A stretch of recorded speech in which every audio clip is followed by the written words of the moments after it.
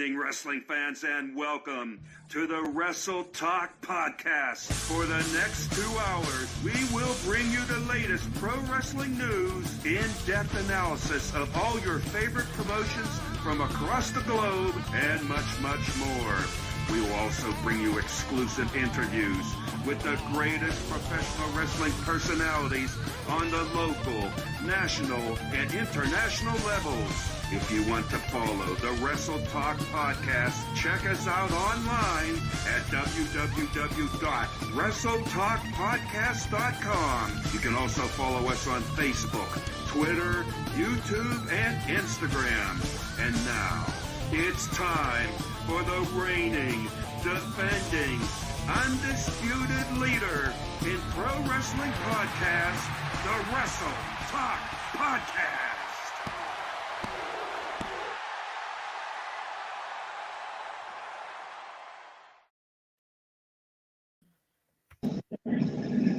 Good evening, ladies and gentlemen, and welcome to this week's episode of the Wrestle Talk Podcast.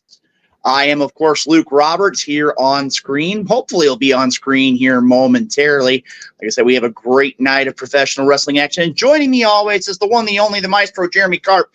Jeremy, how in the world are you doing, my friend? It's been a long time since we've been on the air together, especially here on the Wrestle Talk Podcast. It has been a long time indeed. Please tell me you can hear me loud and clear, Luke.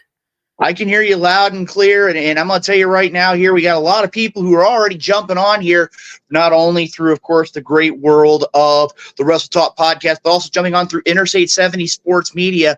Already the comments are flying in. We got Nick Hensley who's chimed in.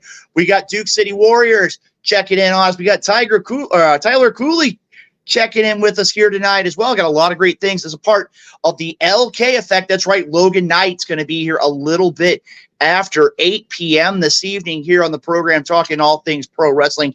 Now, Jeremy, I got to level with you. I'm going to kind of take things in a little bit of a different tangent here.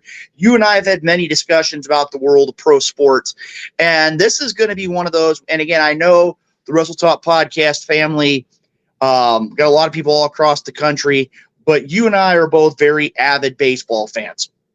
And I know a lot of people were made aware here today in the greater St. Louis area about the passing of a great managerial mind, that being the legendary Whitey Herzog.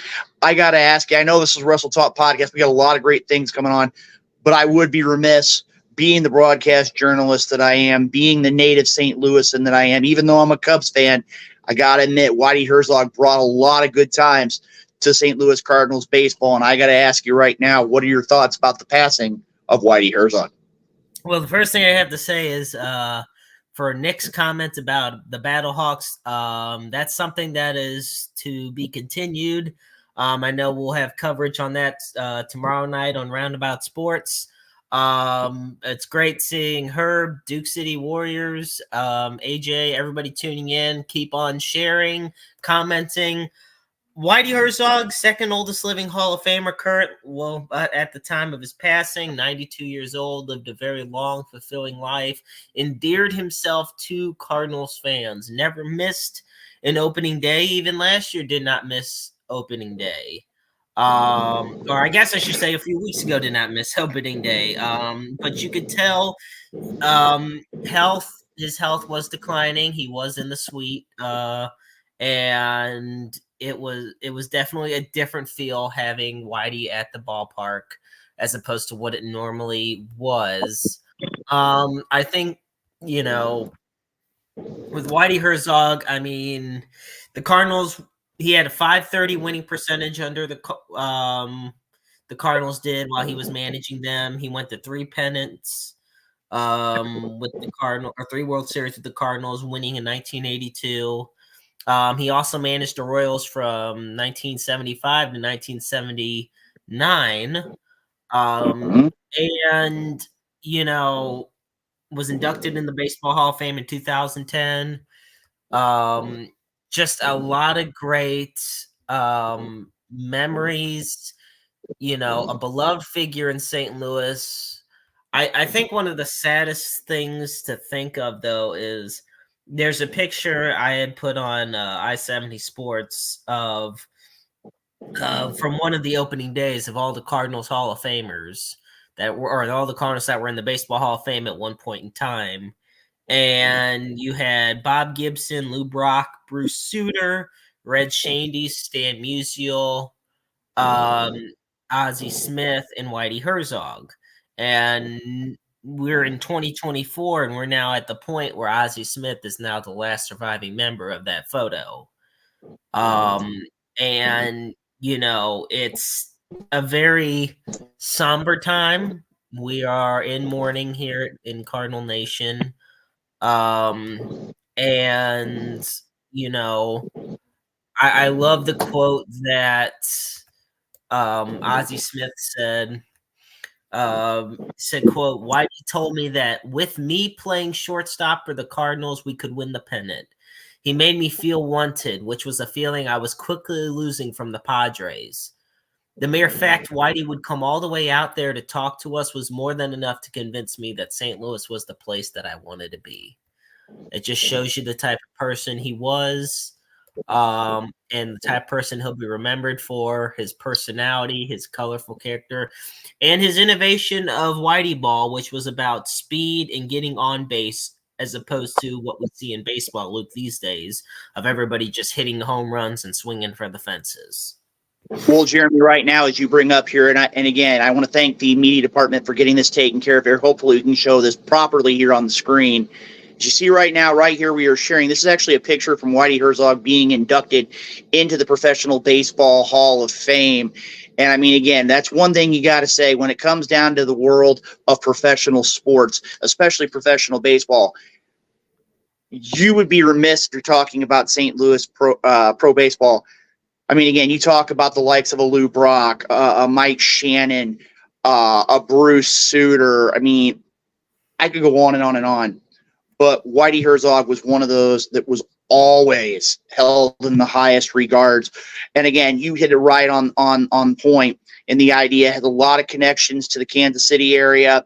I know that we didn't necessarily get along in the world of the baseball, but when it comes down to it, the Cubs always they knew they had to bring their A game when they would come to St. Louis whenever Whitey Herzog was in the opposing dugout. And again, we want to give our thoughts and prayers to the family of Whitey Herzog. I know it's not necessarily a wrestling topic, but again, with St. Louis being such a wrestling town and being such a sports town, we would be remiss if we didn't open a night show talking about the legacy of Whitey Herzog, who I believe passed away late last night, early this morning, if I'm not mistaken. And again, the age of 92, phenomenal personality and just a phenomenal person from top to bottom. Now, so we've got that taken care of, Jeremy. I know there's a lot of things going on in the world of pro wrestling. I mean, when you sit down and you look at it, I know DWA just had their Holy Grail tournament. They've got an event coming up. I know that CHWA is going to have an event this coming weekend. I know SICW's got events going on. I know Dynamo Pro's got events going on. I know PWE's got events going on. I know SICW's got events going on. I know that South Broadway had an event, I believe it was this past weekend. Wrestling is picking up. It is full steam ahead. And I'm going to tell you right now, Jeremy, it's a great time to be a pro wrestling fan, but it's also a great time to be a member of the Wrestle Talk podcast family. And tonight, we are going to deliver yet again with another great episode right here on the program. We will be joined in just a few moments by our broadcast colleague, Gabriel Arsene. He is going to be joining us here later on as we jump into the high spot segment. But you know something, Jeremy? We got a lot of great people here that are already here tuning in tonight as a part of the Wrestle Talk podcast. And again, we ask you, as you see right here, welcome to the Wrestle Talk podcast. Please like and share this broadcast. And actually, as a matter of fact, we're going to go ahead and throw one more reminder up here. And I want to make sure as we bring that up here, I want to make sure that we have it as a great idea. Make sure that you're hashtagging WTP, hashtag Let's Talk Wrestling. We got a lot of great stuff going on here tonight. We're going to have a lot of great discussion, too. I mean, again, whether it's AEW, WWE, you name it, from top to bottom, a lot of great things going on. We may even sneak in a little bit of Impact Wrestling talk here tonight on the program. But again, make sure to share us out. Hashtag WTP, hashtag Let's Talk Wrestling. Please make it a point. I can tell you right now, Jeremy, the numbers don't lie. The Wrestle Talk podcast has been picking up a huge amount of momentum here, and it's all because of all the great people who watch the program, not just here, but through Interstate 70 Sports Media, through all of our great media outlets. And again, without them, we would not be where we are today. But you know something else, Jeremy? We wouldn't be where we are today without our great sponsors. So I'm going to go ahead and turn things over to you as we go ahead and talk about our great sponsors here on the Wrestle Talk podcast. Promotional consideration paid for by the following. This is absolutely correct. We'd like to thank the amazing sponsors here, them being Royal Mills Transportation, good old Dewan Mills, Nobleman's Barber Lounge in Kansas City, Missouri, King Keg Arcade at the world-famous Oak Park Mall. I want to thank, of course, my amazing team at Interstate 70 Sports Media for working as hard as they do every day. Little Popeye Designs. You can get yourself for, I believe, $20, a nice Wrestle Talk podcast tumbler. And, of course, the world's premier fantasy wrestling group, the FWWC. And you know something, Jeremy? Again, we've got a lot of great things. If you want to find out more about fantasy wrestling, make it a point to check them out. I believe now they are Thursday nights in the evening. I want to say it's 7:30 p.m. We're going to have more information as the program goes on here this evening. If you want to enjoy fantasy wrestling, have the opportunity to experience just a snippet of what professional wrestling is like in the world of being inside the squared circle, you could very well get your fill with professional wrestling by joining the FWWC, but you can also make it a point to check out the Wrestle Talk podcast. You can also check out Interstate 70 Sports Media and Roundabout Sports. We've had a lot of great guests on the program, too, like our friends over at Falls Count Everywhere podcast with Rough Cut Rick Ruby. You got Keeping It Cool with Tyler Cooley. He was just on the program recently. We got our friends at Outside the Ring STL. We got a lot of great friends that bring you the best in professional wrestling each and every week. As we talked about before, Jeremy, we are less than 25 episodes away from the landmark of all landmarks. And no, I'm not going to go into a Paul Levesque spiel here. I'm going to level on the line here. We are 22 episodes, if my count was correct. From episode 22 episodes away. 500 episodes. None of this would have happened from the very beginning. When you talk about the late Rick Rose, you talk about Nightmare Jones, Joe Lance, you talk about the Night Owl, you talk about the Maestro Jeremy Karp, Big Sexy Chris Rodell, Justin Waits. I got to say it, Richard Douglas. You got to talk about Sonny Money Mayo. You got to talk about Gabriel Arsene. I mean, there's a lot of people that have made the Wrestle Talk podcast, the CEO, as a matter of fact. All the great people that have been behind this program for so long, and it's on the horizon. A great summer leading to episode 500. And if you can believe it, Jeremy, 10 years of the Wrestle Talk podcast. There's a lot of podcasts that don't make it a year. We're nearing 10 years of the Wrestle Talk podcast and still going strong. Crazy to think about. That is actually, oh, wow. Jeremy, I gotta ask you a question here. I know we still got to take care of all the official duties here this evening before we get started. I got to ask you, you've been a multi-time guest on the program. You've been a member of the team for quite a while now. What is your greatest memory of being a part of the Wrestle Talk podcast? What is my greatest memory? Yep. Or Greatest okay, well, memory it may not be my proudest memory, but I think the greatest has to be the Gilbert moment. I think, last week's episode or 2 weeks ago with Tyler Cooley on was a fantastic episode.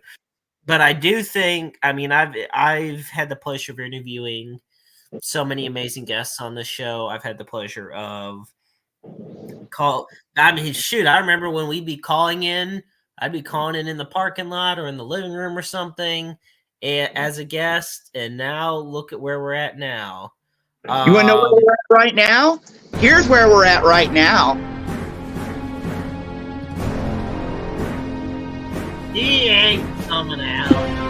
I'm calling your bluff. Gilbert ain't coming out. Yeah, cut that crap out.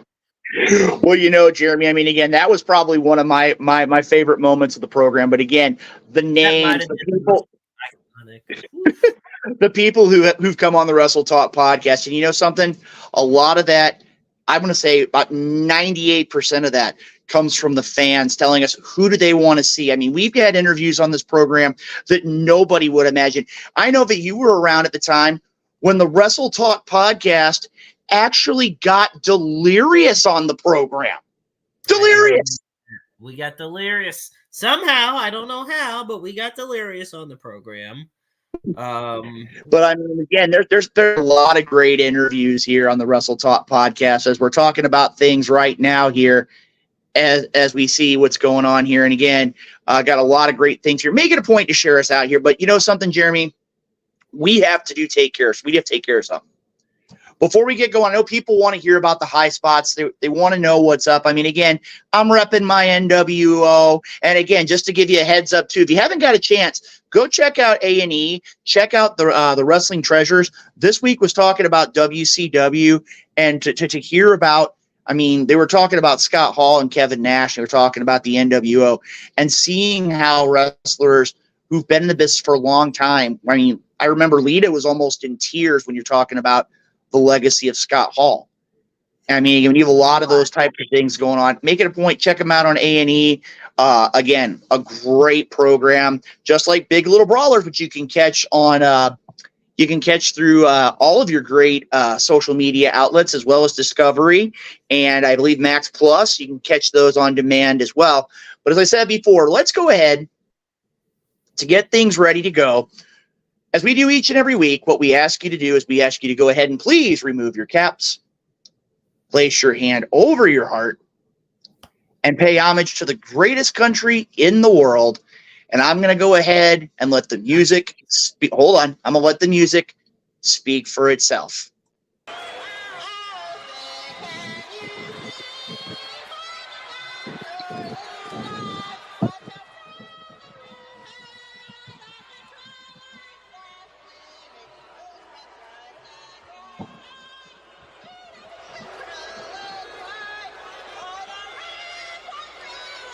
All right, ladies and gentlemen, again, I apologize for that. We were trying to get our technology taken care of here. You know what? That's okay because we've got another version as well. Let's see if this one will actually work for us here tonight. Our national anthem.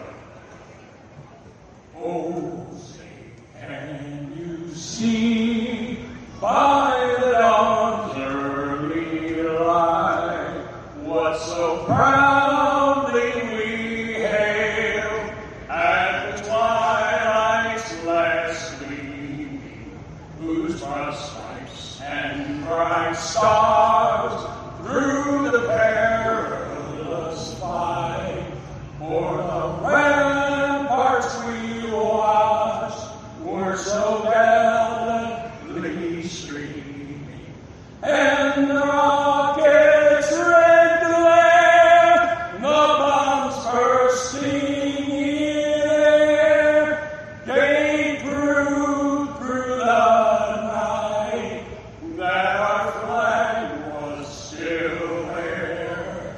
Oh, say does that star-spangled banner yet wave o'er the land of the free and the whole. Singing of our national anthem. All right, ladies and gentlemen, again, the one and only Tom Simon with his rendition of the Star Spangled Banner here on the Wrestle Talk podcast. And I got to tell you, this I think is a little bit premature here on the program. Brings a tear to my eye and a big headache. I don't know too many people that would say that about the one and only Tom Simon, but again, great rendition here. And I have a witness this time. So when the Night Owl jumps on the program and he gives me the third degree, you were here, Maestro. It was 100% the stream. It was not your fault. It was not my fault. That's our story, and we're sticking to it. That's 100% right. But you know something? We do enough. We don't need to get yelled at by him by something else. Oh, I get you. I get you completely. But you know something? I'm going to go ahead real quick here. I know we're going to be joined by Gabriel Arsene here during the High Spot segment, but tell you what we're going to do. It's time for the High Spot segment. We've taken care of all the formalities. We know what it is. It's time for the High Spot segment. So, Maestro, if you please, let's get that High Spots music ready to rock and roll. Absolutely. Mic check, mic check. Yeah! All right. Wrestle Talk Podcast. DJ Money. Yeah. Let's go. Welcome to High Spots, where we pop news like clear chops. We talk shop, coming through the screens of a laptop. And non-stop like a running speakers of blacktop. We hit hard like chair shots and backdrops. Like a clock flash, look like a belly flop. Now that's hard. We up to speed while they stay slow.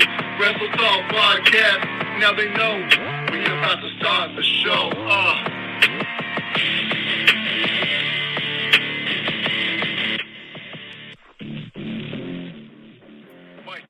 All right. Well, ladies and gentlemen, as you heard right there, DJ Money bringing us into the High Spot segment. And Jeremy, before we get started here with the High Spots tonight, and I know we're going to be talking about a lot of things in the world of pro wrestling. We're talking WWE. We're going to talk AEW. We're going to sprinkle in a little ROH. Might sprinkle in a little bit of Impact Wrestling as well. I got to ask you. There's two things on my mind. Okay. Number one. Well, number one, have you had an opportunity to catch the footage that everybody was talking about? Oh, God. Yes, I caught the footage, and it is the most just, don't even get me started on that. Well, Jeremy, I mean, again, that was about, to me, to be honest, about the only real positive introduction I could do to that. I mean, I watched it, and I'll tell you, I've talked with a lot of people, and it's just kind of, it is what it is. Yeah, and I mean, it's kind of, it is petty. It is pointless. And a year later, there is no reason they needed to show it except for a quick ratings grab. Like, that is the only reason. Well, you know something. Well, Jeremy, you know full well, and again, this is something, and I really am surprised with it, but you've seen in the world of professional wrestling that there's been a lot of great things that go on inside the squared circle, but there can be, from time to time, a fair amount of pettiness. There can be a fair amount of ego. There can be a fair amount of drama that's outside of the squared circle. I think we're all in agreement on that. I mean, after all, you and I have shared many broadcast tables over the course of your career and my career as well. Yeah. But you know something? I'm going to go ahead here real quick. And I'm going to go ahead because the last time I touched something with this wonderful system that we have, things went well. Time before that, not so much. So I'm going to go ahead and hit the randomizer and see if we can get the first question here ready to rock and roll. So let me go ahead and see if the randomizer is going to work for me here tonight.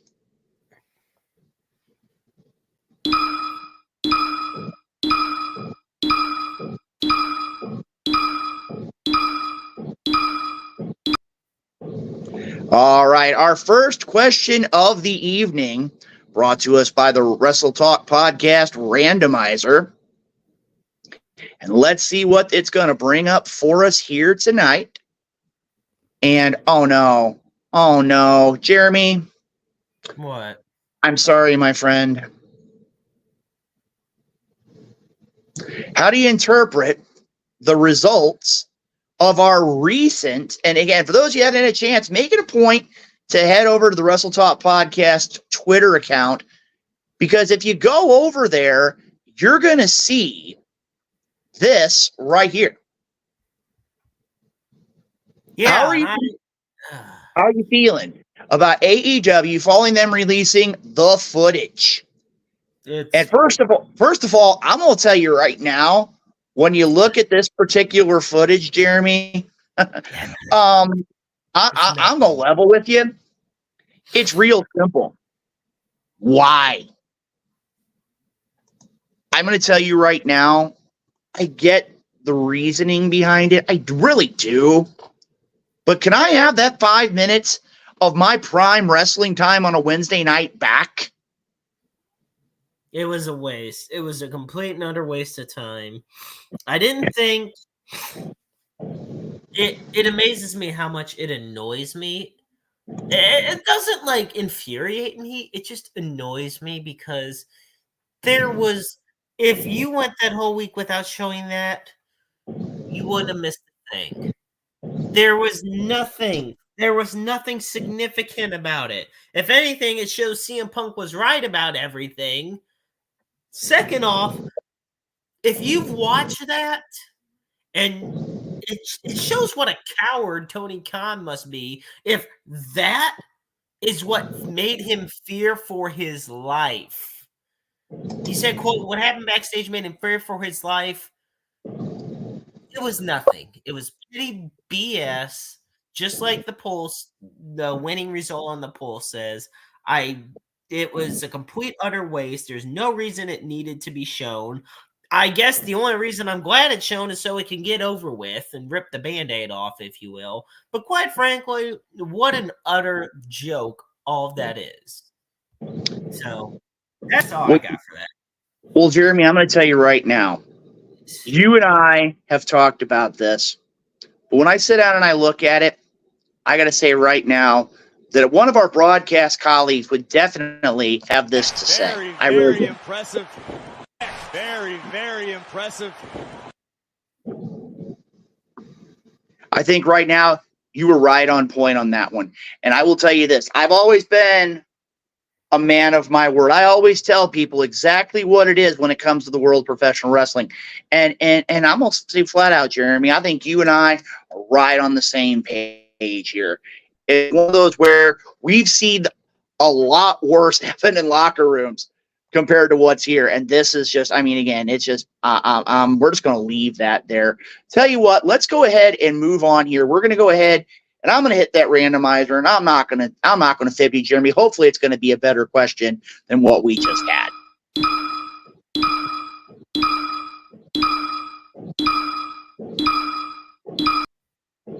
All right, let's see what our second question's going to be here on the program tonight. Okay. We've got this here. With the WWE's two biggest stars on the shelf, and for those that don't know who we're talking about here, I'm going to go ahead and bring them up here. You're talking about Roman Reigns and Rhea Ripley being on the shelf for the foreseeable future. Who do you think that they can lean on during their absence? Well, you know something, Jeremy? I'm going to level with you right now. The man with the plan is here, and I want to hear his take right here, right now. So, Wrestle Talk Podcast family, please welcome to the show this evening, making his grand triumphant appearance at 7:30 p.m., right on time for the High Spot segment, the one and only Gabriel RC. Wrestle Talk Podcast family. How's it been going, Luke? I hope I'm not too fashionably late. Oh, no, you're not fashionably late at all, Arsene. You're not fashionably late at all. But I am going to tell you, we're going to go ahead and put your feet to the fire, so to speak, right here tonight. Question's been asked. With WWE's two biggest stars on the shelf for the foreseeable future, who do you think they lean on? Well, for starters, main event Jay is definitely a big one to go for. And I'm glad they're pushing for it. Only because, I don't know, ever since that loss at the Tribal Family, it doesn't seem like he's been kind of like, now he's beaten Jimmy. And now the bloodline, I know it's not technically over, but out of all the people that are going to get built up out of it, that like 2 years ago that you would have asked, who would have you seen taking the belt off of Roman? How many people said Jay? True. So I could agree with John. Jay is definitely a big one, but I think the one not anybody's talking about, or at least some people are talking about, that we're waiting for them to strike on, Gunther. True. He's missing the IC title, and we need a new long reign. Who else? But I'm gonna throw it to you, Luke. Who do you have in mind for the foreseeable future? Well, I like the idea of a main event Jey Uso, but I'm going to throw a couple of them out here at you. I think you lean on an AJ Styles. Definitely Simply put, helps. he's a proven commodity. Yep. I really do like this new kind of direction they're going with him as of late. I could see Gunther in there. You know, a couple I'd really like to see being kind of pushed back to the forefront, and maybe it's my own personal opinion. One I think that you could see, Kevin Owens. What happens when Kevin Owens doesn't win the U.S. title, but his friend Sami Zayn does? Another one you look at, and a lot of people, I'm figuring that the comment section's going to blow up here. If from anybody, it's going to be from the Night Owl and the Maestro on this one. Logan Paul. You're going to make a lot of people mad with that one. Or you mean just in general? Yeah, I think it's one of those where, I mean, again, he's so invested in the about future WWE champion. Sorry. So, well, again, he is heavily invested in the company as of right now, and I can tell you right now, just to let you know, as we're sitting here right now, I'm thankful that the Maestro is not on screen right now, because as it stands right now, we can hear, and I know for a fact that Arsene can hear it. He is throwing like the world's biggest tantrum backstage when I mentioned. I had to mute my headphones. Yeah, you got to listen to it live. I'm sorry that you have that, Arsene. I really do. But also,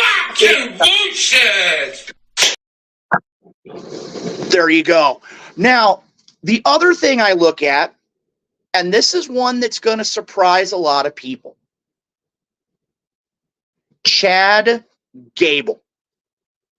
I think last night was Chad Gable's opportunity to take that next step.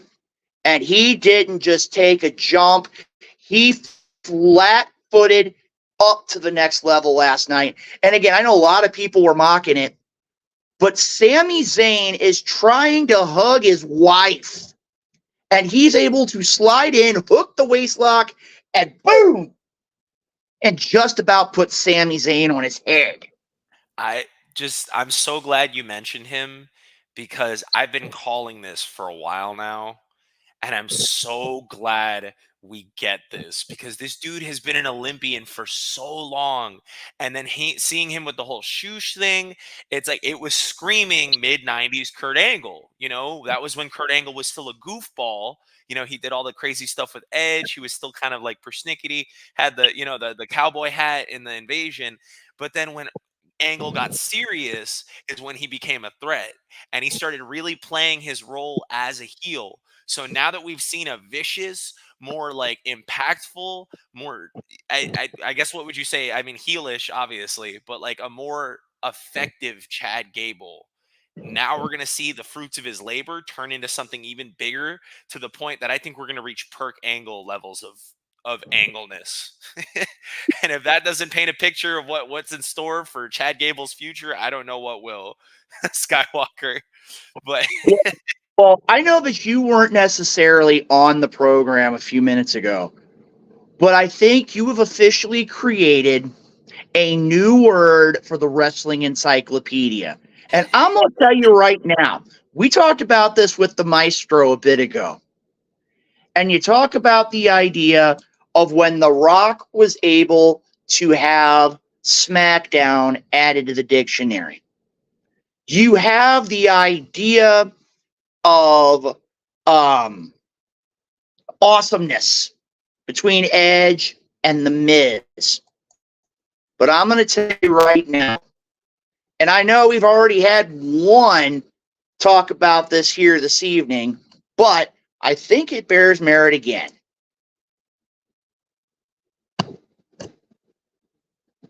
We might have it. We might. I've been trying here. And of course, now when I need it to work, it's not going to work for me. Go figure. But that's okay. We're one more time here, and we're going to see if we can get the audio to work for you. Very impressive. Very, very impressive. That one? Okay, this is a new one. And again, I'm sitting here.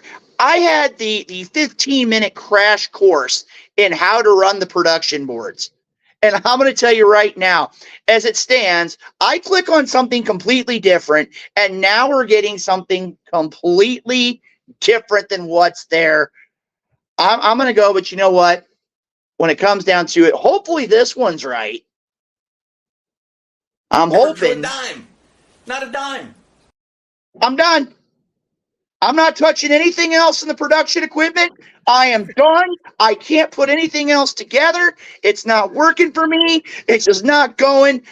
I'm going to go right back to what's here. I don't know what the deal is, but I got to ask you, we're going to change gears here a minute. That wasn't what I was intending in any way, shape, or form, but I got to ask you, we've talked about a lot of the men's roster who've been in this situation. I don't think anybody expected Rhea Ripley to be on the shelf. And from what I keep hearing, I don't think it's a short-term thing. I keep hearing, and I'll be honest with you, I keep hearing 6 months, 9 months. I've heard some people say up to a year.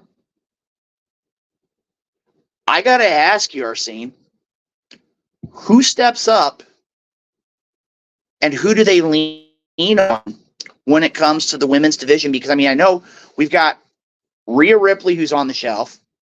We don't know the present status of a Becky Lynch. We don't necessarily know. We kind of keep hearing rumors that Charlotte Flair's close to maybe being able to start getting back in a ring a little bit here and there. Who do we put in a position to be that person we can lean on in the women's division?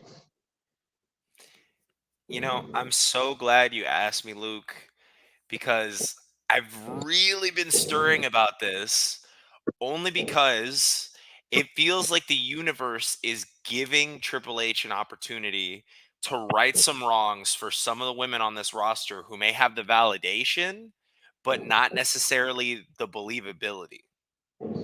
And the two biggest names that come to my mind when it comes to who should be the front runners, especially now that Rhea is going to be on the shelf for a while and we need to build some credibility. And after her appearance recently, Liv Morgan and Shayna Baszler. And for Baszler especially, I think she has the opportunity to make something out of her name because of the Bloodsport appearance. So people are finally fresh into the mind of that she is that damn good and she's scary when she needs to be. Like, because I don't think we've had that since her feud with Becky like 3 years ago. And since then, she's completely flatlined and hasn't even won a world title. Liv has the validation of at least saying, well, at least I won the SmackDown's Women's World Championship. I mean, they booked me like shit afterwards, but at least I have that win. Shayna doesn't even have that. So for this, if you need to build a new monster, a new killer, and then you have somebody even bigger for, you know, Rhea to fight on her return. But those are the two big ones. And I think with Liv, I think she has the perfect story going forward. But if I can throw one more name out there, Jade Cargill. She has the star power. Yep, you were saying? I look at it here, though, and this is going to sound strange, but a lot of people said when she joined AEW, when Jade Cargill joined AEW, they thought that she was jumping into the deep end of the pool. And she delivered. I mean, I'm not going to discredit Jade Cargill. I think she lost 2 matches in her entire tenure in AEW. One was to lose the TNT Championship, and the other was the rematch. That's it. But my concern is, with what minimal experience she has inside the ropes.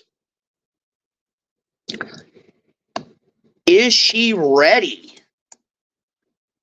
to go from the deep end of the pool to the deepest parts of the ocean? Again, I agree with you. I mean, again, I think she's a world of untapped potential. But is she ready to make that leap? And that's one of those where you look at it, and I'm a level with you. There's a couple names here that I want to throw out there, and Jade Cargill was one of them. I mean, again, you've got the opportunity. She's getting the reaction. She's getting people to follow her. But here's my thought, and you pose for you and I are going to disagree, but we're going to respectfully disagree. Because with the names that you threw forward, all of them very valid. You leave out a Bianca Belair. You leave out someone the likes of Bayley. I mean, when you sit down and look at it, Bayley's being given the opportunity to run with the ball after, I think they said in her interviews after WrestleMania, after 5 years. She was one of those, and I'm going to use her line, ding dong, hello. Bayley has all of the makings, and now that you've gotten rid, and I liked it, don't get me wrong, but now that you've gotten rid of the ponytail, now that you've gotten rid of the wacky waving, arm flailing tube men, you get rid of all this other stuff, you now have what Bayley truly is. And that is, she is someone that can bring the WWE to the next level. And I mean, you've got those there. And when you look at it, I mean, there are some others where, and I go back to this one. I think there's one other name that we're leaving out of the discussion.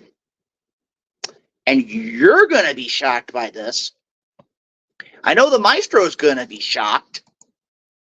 If you're going to give Jade Cargill a chance to run with the ball, why don't you give Roxanne Perez the chance to run with the ball? I will tell you right now, Jade Cargill has superstar. But to me, you give Roxanne Perez a chance.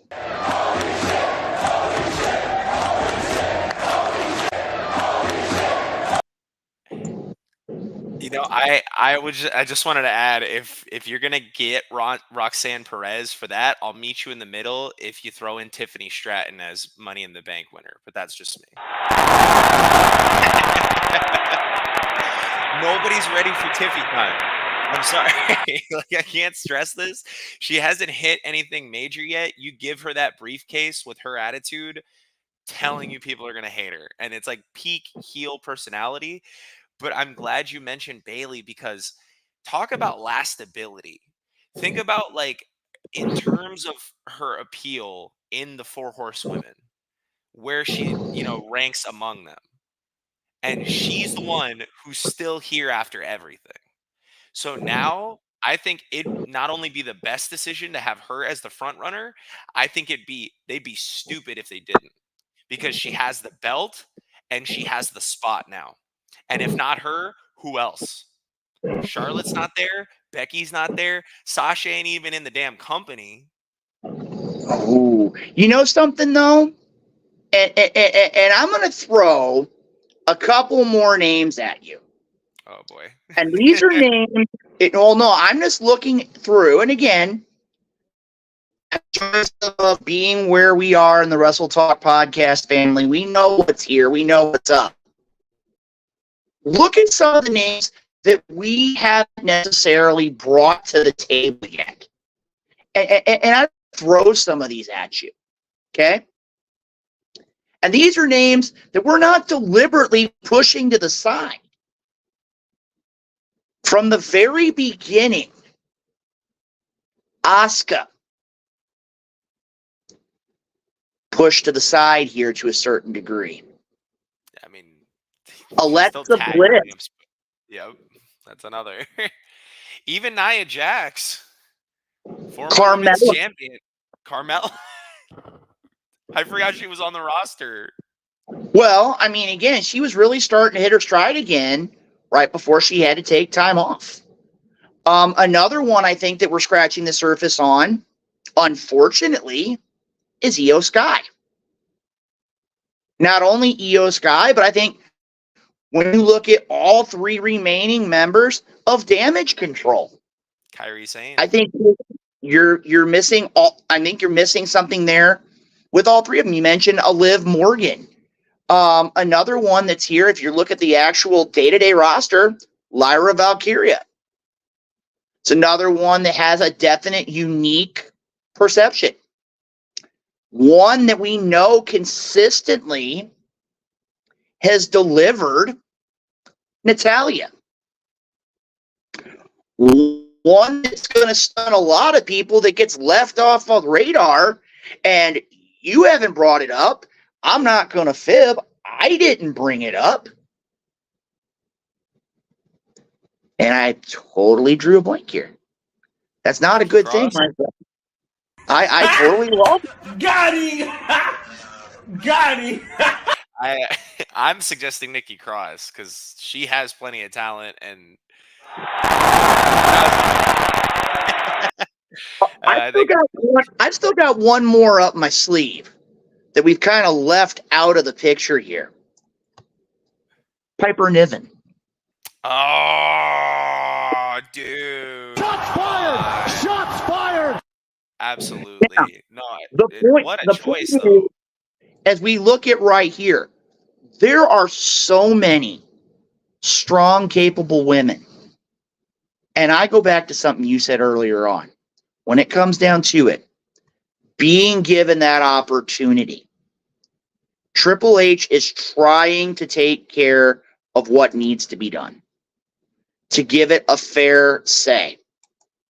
But when it comes down to it, this is going to give the opportunity to let somebody step up and say, you want to reach the brass ring? Then reach up, break the glass ceiling, and take it. And that's one thing I got to say in this era, they're calling it right now, or at least what we've kind of assumed it is now. When it comes down to it, you can't help but say that really it could become anybody's ballgame. Now that we've spent a good amount of time talking about what the WWE is looking at, we're going to go back to a couple of the individuals we talked to, I hope, with the next question. So let's go ahead, hit the randomizer here again. The last time it doesn't work for me, right? So are we going to get the randomizer to work? Let's see here.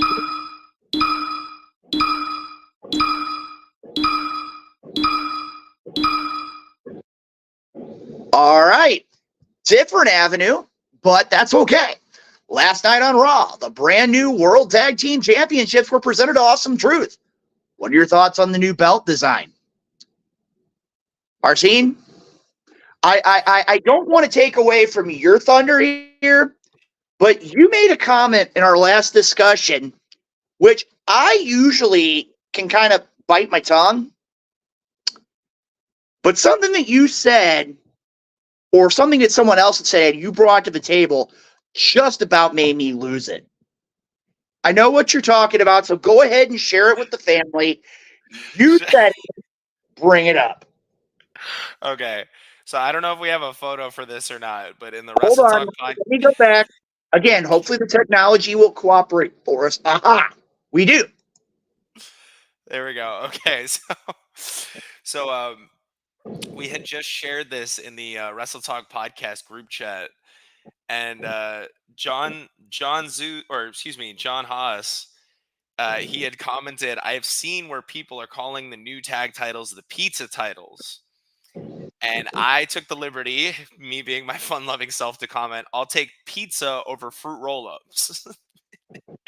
And I feel like I'm not alone on this statement because this is a wholly marked improvement compared to the dimes that we had glued onto some fruit, like some fruit bars that were the last belts, because that red was so tacky, the blue was so gaudy. It didn't matter if it was bronze, it didn't matter if it was silver. Those belts were bad, and now we actually have a belt that I want our tag teams to hold. And then the best part is we have another bunch coming up on SmackDown for what is it, A-Town Down Under, and we can assume that they're not just going to paint them a different color, hopefully. First of all, I can't get away from saying that name. That's too poetic. But you know something, Arsene? I have one concern. Okay, and I'm just going to level it. I have one concern. I think the championships are getting too similar. Do I feel that a championship should represent the individual holding the title? Yes. But to me, a lot of these things that we have right now, you look at the women's championship, you look at the WWE championship now being held by Damian Priest, you look at these tag titles. It's just to a point of where they all look very similar. And I'm not knocking Triple H at all. Being around wrestling as long as I have been, and I'm really going to go back here. I know we're going to be joined in just a few minutes by our guest, the man known as the LK Effect himself, Logan Knight. I really want to ask him about this because, to me, the championship belt represents the best of the best. And now I know that he's a man who enjoys carrying many championship belts in his travel bag. We all do as professional wrestlers. I really want to know what his thoughts are, because to me, I mean, again, beautiful belts. Again, I agree with you.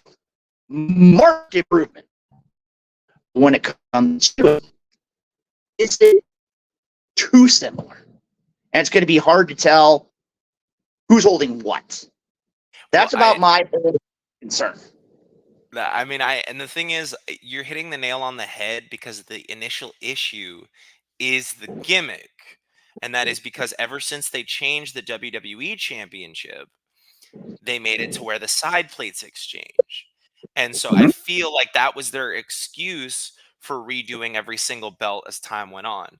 Now, for me, you know, the women's title, that was fine. I don't mind that it's a mirror of the men's title, because they're the women and they should be allowed to, you know, we've seen the Main Event Mania. They damn sure have a better belt that looks exactly like what the men are fighting for, right? And it fits for them. But then it's like you get to the point where they redo the IC title because Cody isn't in the company anymore. And they're like, well, we might as well make this one have exchangeable side plates.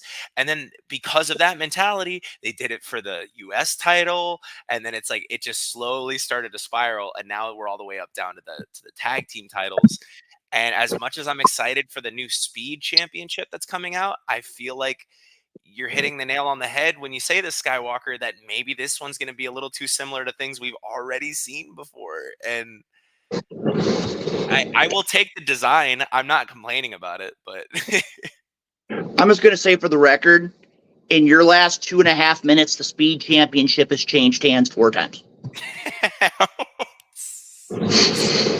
It's like I got you. Shots fired. Expecting that coming.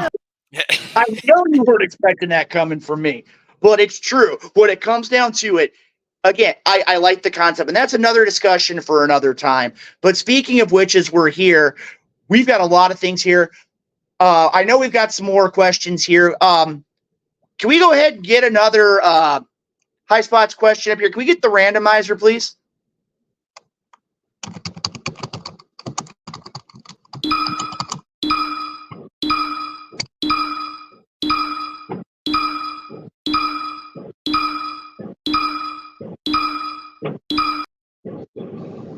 Okay, here it is, the $64,000 question. This Sunday, right here, St. Louis, Missouri, AEW Dynasty.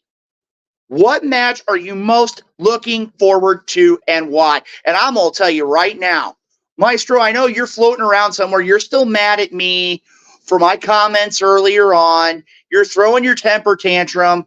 Your microphone's not on because you're so upset. You see what happens, Arsene? He can't even turn his microphone on. Trust me, you don't want to have it on. No, I was going to say, I'm not mad at you. I'm probably not going to be able to be at Dynasty. But that's okay. Family always comes first. But that is true. That is true. Well, Maestro, I know that you and I have talked a lot being here in the St. Louis area about AEW Dynasty, and I got to ask you. Okay. What are you most looking forward to? Shoot. I mean, look, let's face it. Pac versus Okada. Really? I was not expecting that answer. I think, and like I said, to see Okada wrestle would be a dream come true, which is why I'm bummed that I'm probably not gonna be able to end up make that show. I will say, if I do, hopefully it'd be at a time to where I can still see that match. I mean, but the AEW Dynasty card, I think, they've had the past past year, it's been a very rough string of pay-per-view events, if I will say. I will say, I mean, you got Julia Hart versus Willow Nightingale. You got the Bucks versus FTR, which we've seen plenty of. There's two I definitely want to save here. Are you complaining about that? Because every time they've had a match, it seems like they've delivered.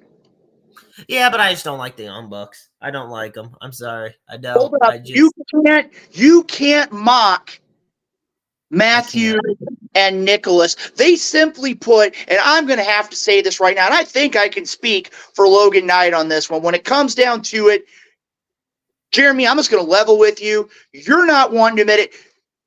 They're secretly your role models, aren't they?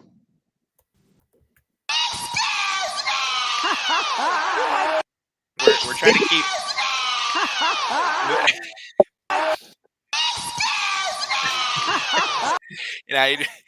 You made him in charge of the boards. He's allowed to press that as many times as he wants. You asked if I could run boards tonight, and damn it, I am. No,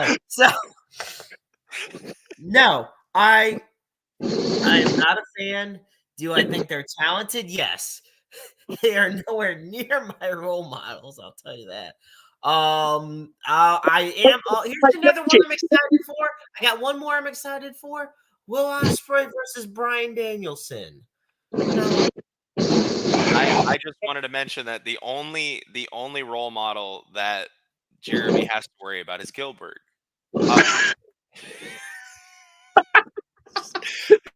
Hey, I'm not the only one, Maestro. He knows what it is. Now, I'm going to love you as we've got him fading in and out here. I'm going to get too old for this.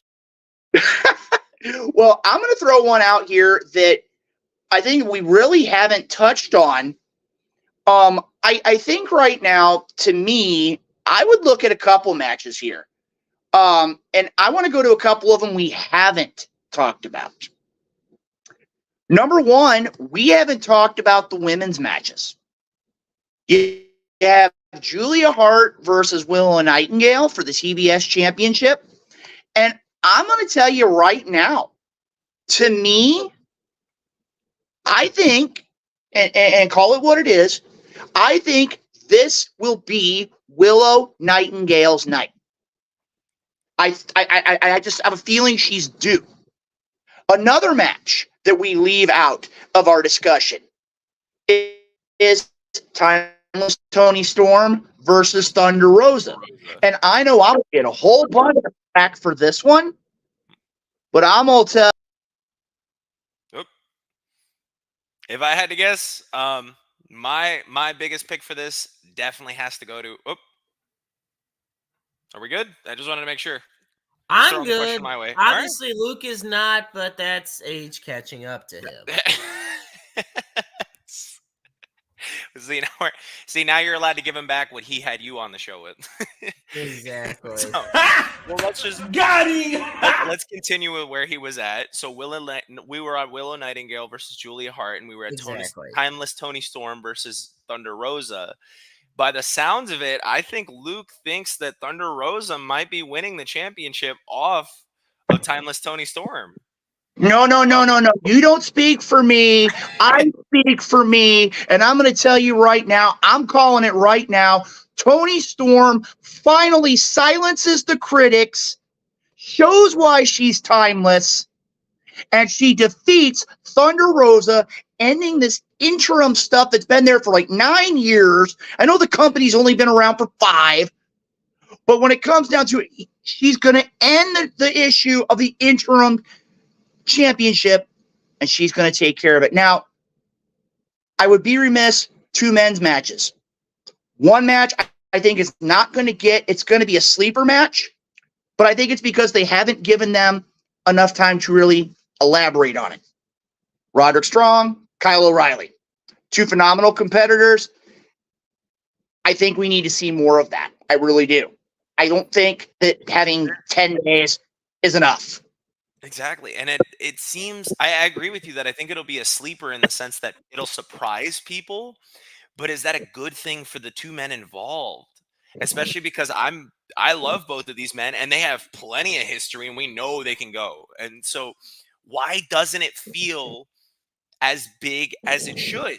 And what do you think is missing that really needs for it to happen? Not just screen time on TV. Like, what do you think really they need to really click to make this match mean something? And then we can end on the match that I think we're both really expecting to talk about here, but because we want to give the attention to the lower card guys real quick.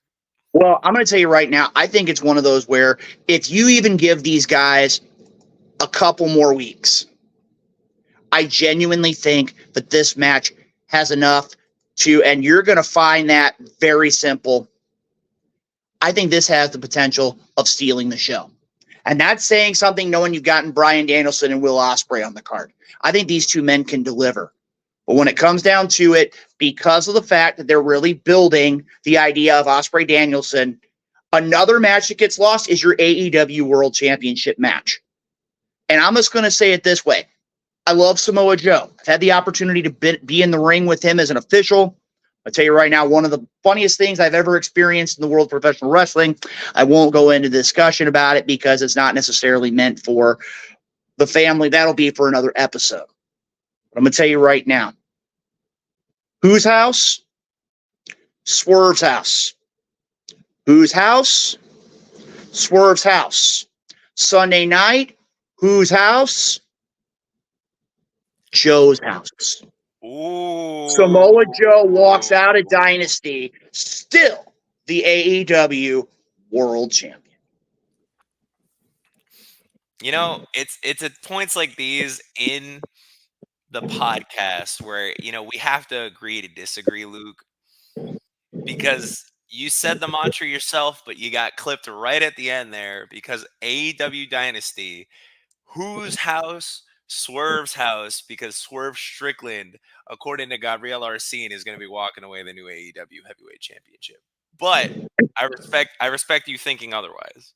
Well, I'm going to tell you right now, Arsene, the only way you're going to change or even think about change, in my opinion, and I know that our fans, and I think we should put a hashtag to see if this can happen before the end of the episode. Hashtag Nana Dance. Arsene does the Nana Dance. That's not the Nana Dance. it's like you got to be able to do that. See, this is why I like the Zawa dance, because I can do that better. No, but if somebody gets that, if we get somebody to tweet that, I will learn how to do this dance. I will post it on my TikTok if I have to. You heard it right there. Somebody, and I'm going to even one up it here because we're going to make sure we get all of our great viewers to watch it. He learns the dance with 10 hashtags. 10 hashtags, and I'm going to even one up it. You give 10 hashtags, he'll have it learned by next week. We'll post it on the show. 10. No, you're going to do it live on the show next week. Live. Okay. You're going to do the dance next week on the show live if that's the case. I'm signing the dotted line. Well, right now we do have time for one more high spots question, and I know what's left. There's two good questions that are in the pool. Maybe there's a surprise one I don't know. Maybe the maestro will cut off my mic and my video feed again. Who knows? But let's go ahead, hit the randomizer, and let's see what our high spots question, our final high spots question is.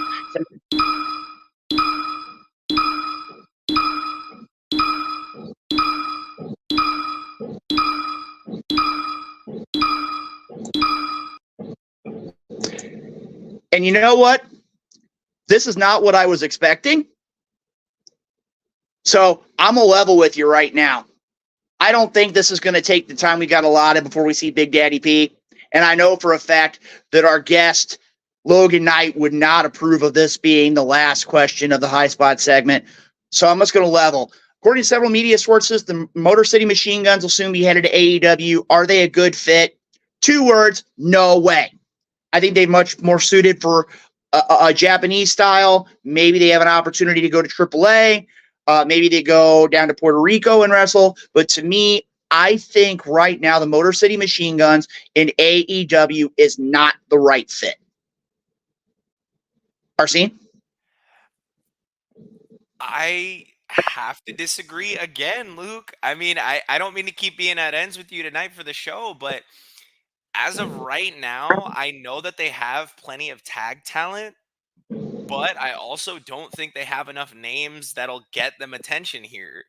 And I think especially because now we're at a very, I don't know, like refined, updated, like veteran-esque Motor City Machine Guns. Maybe they need them just for the locker room value alone too. Because I mean, I don't know how you get any safer workers than that. Dean Houston, welcome to the show. Tyler Cooley, I'll just comment on that in a sec. But no, I mean, because you have FTR, obviously. You have the Young Bucks. If you want to help me out here with the rest of these, though, how many other, like tag teams can you think off the top of your head that are really relevant now in AEW that aren't like currently doing something else?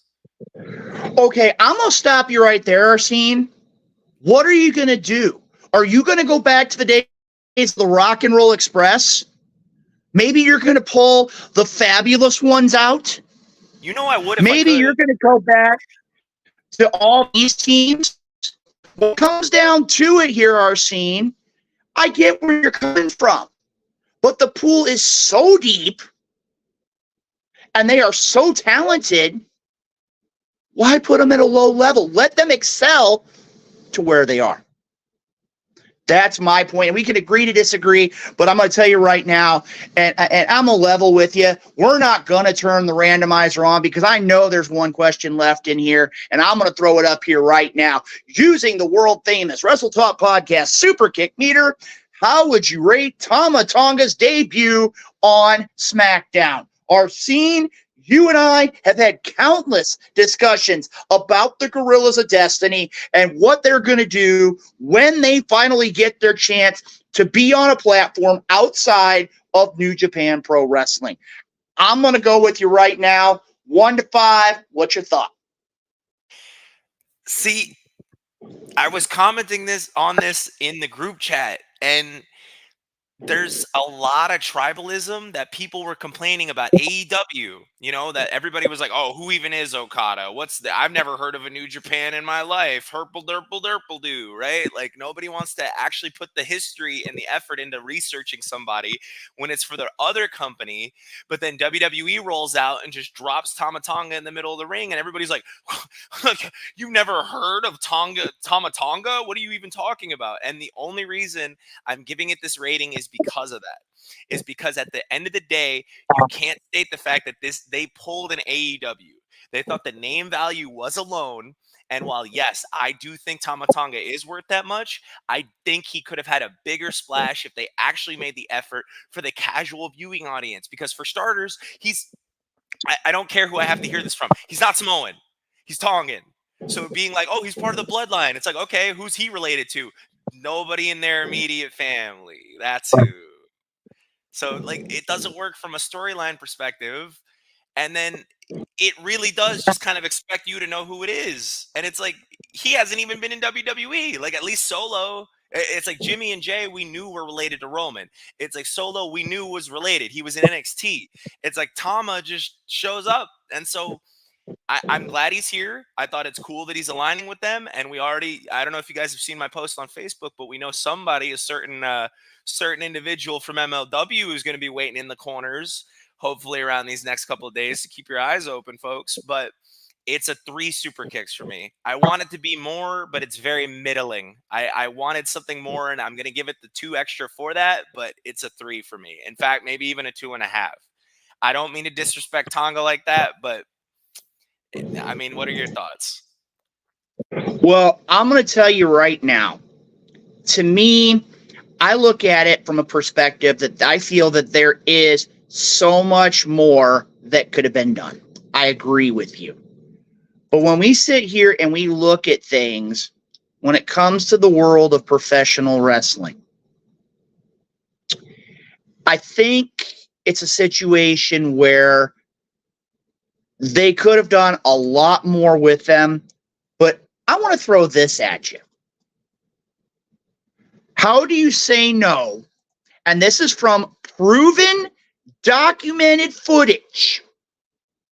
How do you say no to the son of Haku? That's as simple as that. I'm going to tell you right now. We're going to talk with Logan Knight in a few minutes. We're going to talk in a little bit with Big Daddy P. There is not a man in the world that has enough to step up and tell anybody related to Haku no to anything. I have had the privilege and the honor of having a couple of conversations with Haku. I've been around wrestling a long time. And I've always been yes, sir, no, sir. Yes, Mr. Haku, sir. Because I've heard the stories. But I'm going to tell you this. Was it a 5 super kick night? No. Do I give it a 4? Yes. And here's why. Number 1, in one night, him and Solo Sikoa eliminate Jimmy Uso. And number 2, they have put a level of fear in Paul Heyman that nobody in his career has ever done. That's where I go with it. So, ladies and gentlemen, as we are well aware, those are tonight's High Spots questions. You've heard a lot of commentary. You've heard a lot of things that you may not agree with, you may agree with, it doesn't matter. But where it does matter is in the chat. Share your opinion, share your thoughts, because here in a few minutes, we're going to be joined by the one, the only Logan Knight, the man who, simply put, enjoys the spotlight. I can't discredit the man at all. He's all around the world. He knows what's up. He's in high demand. People love him. People hate him. But one thing you can't say is you can't get his name off your lips. He is a hot commodity in the world of professional wrestling. And we're going to have the opportunity and the privilege to talk with him in just a few minutes. But before we do have a little bit of business to take care of. Promotional consideration paid for by the following. And he was right on point there. We got the audio board fixed. Go ahead and talk about our great sponsors here, Mr. Arsene. As always, folks, the Wrestle Talk podcast would like to thank our fantastic sponsors. Head Nobleman's Barber Lounge with Kansas City, Missouri, Kincaid Arcade at Oak Park Mall, Interstate 70 Sports Media, Little Popeye Designs. That's where you can pick up your Wrestle Talk podcast tumbler. The FWWC, the world's premier fantasy wrestling group. And, of course, Royal Mills Transportation, head by one Mr. CEO, DeJuan Mills. We love you, DeJuan. We love to hear from you on the show anytime you're able to make it, but we also love to shout you out because without you, we can't eat. But as always, our fantastic sponsors to be sure to check out here for the Wrestle Talk podcast. And how'd I do, Lou? You did good, but somewhere around there, I know that the maestro's throwing things again. And this time you're hearing him in the background. It's all your fault that you've gotten him fired up on a Tuesday night. Whoa. He has too much power with the soundboard. No. I'm a little nervous here. I really am. You know that when we hear that sounder, the night owl's around. I'm already in trouble for tonight. And I'll level with you. You know that I don't think I've been out of trouble with the Wrestle Talk Podcast Executive Board for probably most of my tenure with the company. But I just have this feeling that I'm not going to hear the end of it. But you know what? If this is going to potentially be my last show, when it comes down to the idea of somebody maybe giving me my papers and, as they say, future endeavoring me from the Wrestle Talk Podcast, I'm going to make sure full well that I go out at the top of the list. And again, in just a few minutes, we're going to be joined by the one Logan Knight. And I'm going to tell you right now, that's going to be an opportunity for me to go out on top when it comes down here to the world of professional wrestling. Maestro, I'm going to throw this at you here real quick. And I know we're going to be joined here in just a second. I'd be remiss if I didn't ask you. Tama Tonga's debut on the super kick meter. How many super kicks?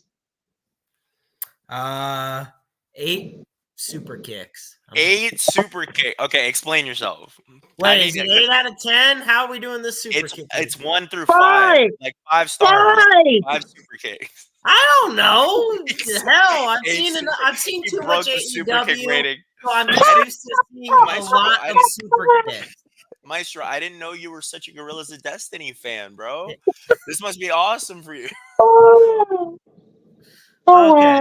So if we're gonna do it out of 5, I'll go 3 7/8 out of 5 super kicks. So because let me explain myself on this. Please do. And in a way, it's the wrestling fans that are to blame for it not being higher. You see, here's the thing, guys. If that debut happened on a Wednesday night, they would be laughing and saying, who is he? What significance does he have to the wrestling industry? But because it happened on Friday Night SmackDown, now this is a guy that loves WWE. It's his favorite promotion. SmackDown to me is the A show. But I'm trying to prove a point here, so I gotta be like this. Because it happened on Friday Night SmackDown and not Wednesday Night Dynamite, that is why people are highly praising this debut more than what it is. There was a bit of a shock factor to it. And look, we all love a little bit of a Haku's connection. But, I mean, what really came of it? Yeah, Jimmy Uso got kicked out of the bloodline. But, I mean, we all know this is The Rock's doing. We all know that it's going to probably lead to The Rock's bloodline versus Roman's bloodline. Hey, you don't want bloodline civil war? Look, I'm just saying Jacob Fatu's in the wings versus the Usos and Romans. Yes, I get that. And it's great. My issue is the tribalism, ironically. The tribalism, the appearance of it all. There's nothing that was as eye-popping as it seemed on paper. Now, these are the same fans that went balls to the wall when something else would happen on SmackDown, but God forbid Will Ospreay debuts on Dynamite and they go, who? What do I say? Who, bro? Who? Cool story, bro. Okada, never heard of her. Like, come on now. It's straight lies too. I'm glad you're hitting this because I was in the same boat. I just wanted to understand where you were coming from, Jeremy. Because I agree that like everybody's only acting like it's a big deal because he hopped in the WWE pond, and more power to him. I'm glad he's there. I thought his style fit. That's why I'm not thinking this is a bad debut by any means, but I definitely think to myself, I'm like, okay, say he debuted on Impact. Say he debuted in MLW. Basically, say he went anywhere but WWE. Would this have the magnitude that it does? No. And it's not a knock against Tama.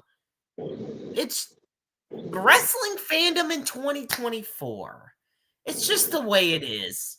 And Luke, you've been in wrestling, your blood type basically is the WWE scratch logo, okay? You've been in wrestling for pretty much your whole life. You've seen how fandom how trends change when it comes to fandoms. Can we And please yes, get a screenshot of Luke's face? I love. He's so disgusted by that response. I know what he's gonna say too. Hold on, he's pulling Oh, something out here. I know what he's gonna do. He's about to read you the wrestling riot act here, over a Maestro. decade. I know what Luke is doing, and I'm not looking forward to it. Oh no. Oh God. Oh Jesus, folks! Thank you for tuning into the Wrestle Talk podcast. If you don't tune in anymore, you can thank the guy to your right. Okay, Exhibit A. Here we go. Here got him we go. started. The Grappler, Wahoo McDaniel, Tom Billington, the Dynamite Kid, Arn Anderson. Yeah. JJ Dillon. If you're going to give me a blood type of professional wrestling, my 3 letters would be NWA, not WWE. When it comes down to it, I agree with you, though, Carp. I really do. In the idea of where could it have been more? Yes, it could have been. But the fact is, when it comes down to it, we're all in agreement. It could have been more, but it was definitely a fair attempt. You know something, though, guys?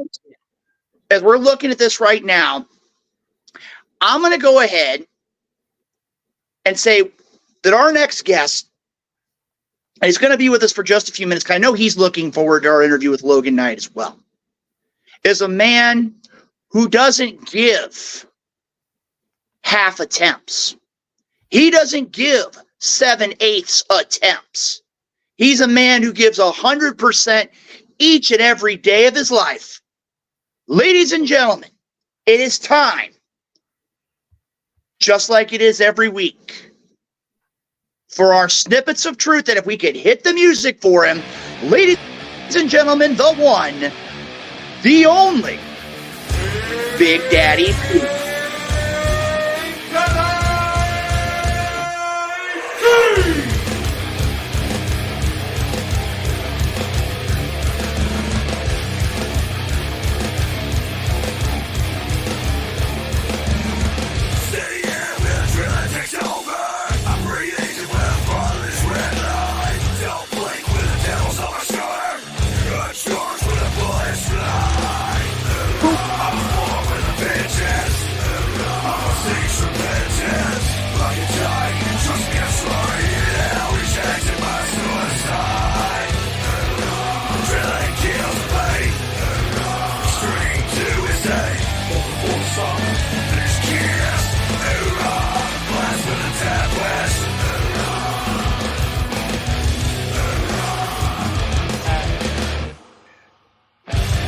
Fitting shirt. Daddy P, welcome to the show. Somebody read that? It says every now and then someone awesome comes along. And here he is, folks. Big Daddy P. What's up, man?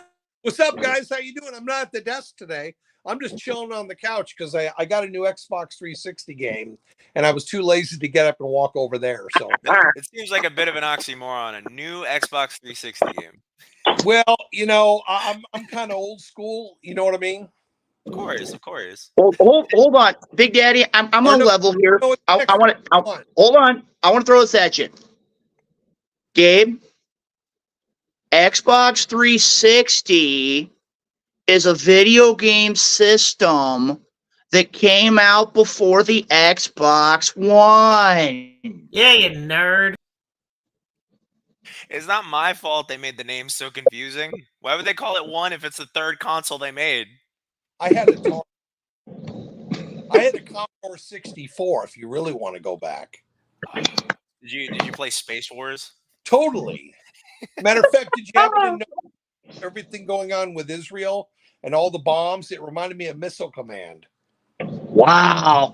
Now I can officially say, not that we don't click on the same levels, Big Daddy P, but you just hit a home run. Games back in the old Atari 2600. I am a happy camper now. Now, Big Daddy P, I got to ask you, I've been following you on Facebook this week. I know you've had a lot of things going on. How you been, man? I know you got a lot of things that have been going on. And for those that don't follow you online, can you kind of bring them up to speed? I mean, again, I know you've had a lot of things that have been really kind of weighing on you this week. Well, I think the greatest news about this week is I secured my hotel for St. Louis. Are you talking about SICW Fan Fest? On Show 500 in person. I'm actually bringing a 4-channel board with me, so we can have 4 people in one shot going on. That is awesome, my friend. That is awesome. We got to get to episode 500 first, though. Well, by God's grace, we'll make it. So true, Big Daddy. There's, again, every day is a gift. We know that. I've said on here many times that yesterday is history, tomorrow is a mystery, today's the present. It's a gift, treated as such. The fact that we woke up and don't live near the San Francisco Bridge. We live in such a crazy time that I just want you guys to remember why we're here. We're not here for our own selfish desires. Although one of my desires was to be on a podcast. Back when I was very young, I thought it'd be great to do this. Heck, I had Ambits Radio before 99% of the podcasts that were out today. So it's so great seeing all this technology and being able to communicate in such a way that we can share the light of the Lord with anybody who happens to be listening, because there are a lot of people who are without hope, freaking out, not knowing because of all the bombs and everything going off, what's going to happen. And everyone's predicting prophecy, this and all. I'm just waiting for me to be caught up with the Lord. That's the only prophecy that hasn't been fulfilled. So I'm waiting. But until that time, there's work to be done. There's prayers to be prayed. There's people to love on, especially all those who are miserable and don't understand what's going on. That's why we're here. And the reason why we have this little snippet of truth area in this wonderful podcast is because there's always somebody out there looking for more out of life, and they can't seem to get it. They kind of feel like they're like a fly with a magnifying glass, and God is just burning their wings off. But it doesn't work that way. So I just want to come on tonight to encourage you guys, tell you I'm excited about going to be with Wrestle Talk in September. And it is just, life is, I had my birthday last week, and everybody just, Mike, swear to God as my witness, like it was like 350 people on Facebook who wished me happy birthday. And I can't say thank you to just one. If someone wishes me a happy birthday, I've got to say thank you. And 1/3 say you're welcome. It's not required. But I just love to make sure that when someone takes the time to be kind to me, that I be kind back. Because life is too short anyway, isn't it, gentlemen? Absolutely. So true, Big Daddy, so true. Well, like I said, I know for a fact we've had a lot of things going on here. I'm just going to level with you. I know there's been a lot of people here in the greater St. Louis area. I know a lot of people that I have dealings with outside of the Wrestle Talk podcast have had a lot of health issues lately. I know a couple of them have been really having to consider the idea of possible hospitalization as it relates to health issues. I know for a fact that that's some things that are going on. I know there's a lot of things that are taking place around the world that have been going on as well. Gabriel, have you? I know you've been following the feed. Have you seen any requests this week? Not that I know of off the top of my head, I mean, that's, you unfortunately. understand that's a good thing, right? Yeah, At it the is. same time, it's also a bad thing because there are a lot of people who don't understand that he wrote the words, "Come to me who are weary, and I will give them rest."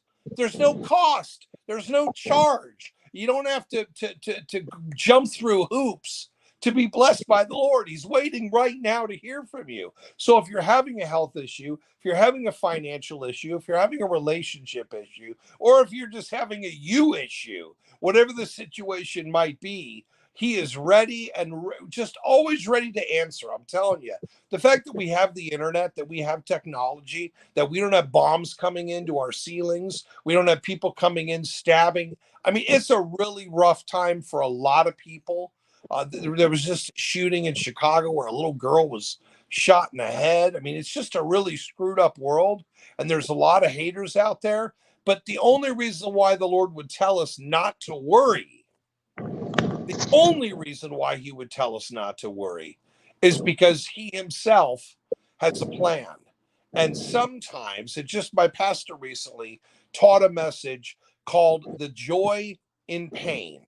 I know that sounds kind of silly, but the fact is that a lot of times when we're suffering in whatever situation we're in, it takes us back to a scripture that said in Ecclesiastes that says, in the days of blessing, in the days of prosperity, oh, now where did my brain? Be happy, duh. But in the days of adversity, consider. You can't have one without the other. Sometimes we go through things because that's the only way we know how to get through them. And by going through them, we learn something that we didn't know before we went through it. The only reason why we went through it is because that was where he wanted me there to be, because he knew that there was a lesson to be learned. I mean, we all can think about a time whether someone's broken up with us, someone stole from us, we've been in the hospital, or whatever the situation might be. He is the answer, and he's not far away. He's omnipresent. A lot of people they call him the man upstairs. They think he's that distant. He's not. God with us, Emmanuel. That's what that means. He's with us. So if we've trusted him, if we put our faith and trust in the Lord, then he's with us. His spirit comes in us, and it's sealed until the day of redemption. Now, we are clearly not at the day of redemption, because there's way too much negative and junk going on. But a lot of people don't understand, as these events take place, what order they're in. A lot of people are afraid of global warming. They're thinking the world's going to end. But that's not in the order in which things are going to happen. The Lord tells us first, those who put their trust in him, they are going to be caught up in the air to meet him. And then, of course, there's going to be 7 years of tribulation, which the church is not going to go through. But you think it's bad now? There are going to be people who want to die, who jump off a building and they won't die. I mean, it's hairy. But I'm telling you, if you're a believer, you ain't going to have to worry about that, because we're going to get caught up with him. After the 7 years is over, then there's 1,000-year reign. So until the rapture takes place, there's 1,007 years. That's gonna happen. So don't worry about whatever eclipses, whatever you see. It doesn't mean there's going to be an end, because we're going to be out of here, but we're going up there, and then we're going to come down and reign with him back here. And then after 1,000 years, then there's going to be a new heaven and a new earth. But until that time, y'all chill out, because God knows exactly what he's doing. And that, my friend, is the snippet of truth today. Because a lot of people, if you have your GPS set, you don't know where you're going, you're kind of nervous, aren't you? Because you don't know where you're going. But what if you know where you're going? You got all kinds of peace and joy, because you know where you're going. So if you've ever trusted in Christ, you cannot work for salvation. It's a free gift. And the Bible says that it's irrevocable, meaning you can't lose it. How can you lose something you didn't earn to begin with? Bueller. That's why it's called a gift. So just continue to love one another, continue to encourage one another, and very, very soon. And I'm telling you, every time I come on this show, we're going to do a countdown on this 500th show, because I'm so excited to come to St. Louis. I'm telling you, I've actually never been to St. Louis. And yet You've never been to St. Louis? Well, hold on. I stand corrected. Hold on. I was 4 years old. My grandfather had a house in Lee Summit. Okay. And it was Fair on a enough. big land. He used to sell insurance for a living. His name was Carter Coffin. Long time ago. So I was 4 years old. I remember there was a little pizza place that had these animatronics you could climb on top. And they would move around and stuff. But again, I was 4. So it's kind of been like, 49 years since I've been there. So looking forward to it. Jamie's extremely excited. Hi, Jamie. Totally stoked. Hey, y'all, have you guys met Jamie yet? I know you probably. I think in believe all so. the years, Hi, Jamie. Big Daddy P, in all the years that I've known you, I think this is the first time, not only that I've ever met Jamie, but I think this is one of the first times I think she's ever been on camera. Yes. I'd have to go back and do the research, but this may be a first here on the program tonight. Yeah, I'm usually passing back and forth. So, ladies and gentlemen, you get something new every week.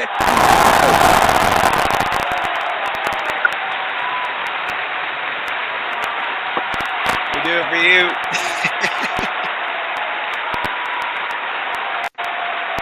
You guys are awesome. You guys are so much. You know what's cool is that she's 5'4", I'm 6'4". So I can't wait to finally meet you guys, man, in person, And you know something, Big Daddy? It's going to be one of those things. It's going to be a memorable experience. It's going to be a memorable time when you're here in St. Louis as a part of the Wrestle Talk Podcast 500th episode. It's going to be here before we know it, 22 episodes away, and it wouldn't be a true 500 episode without the one and only Big Daddy P being in the house.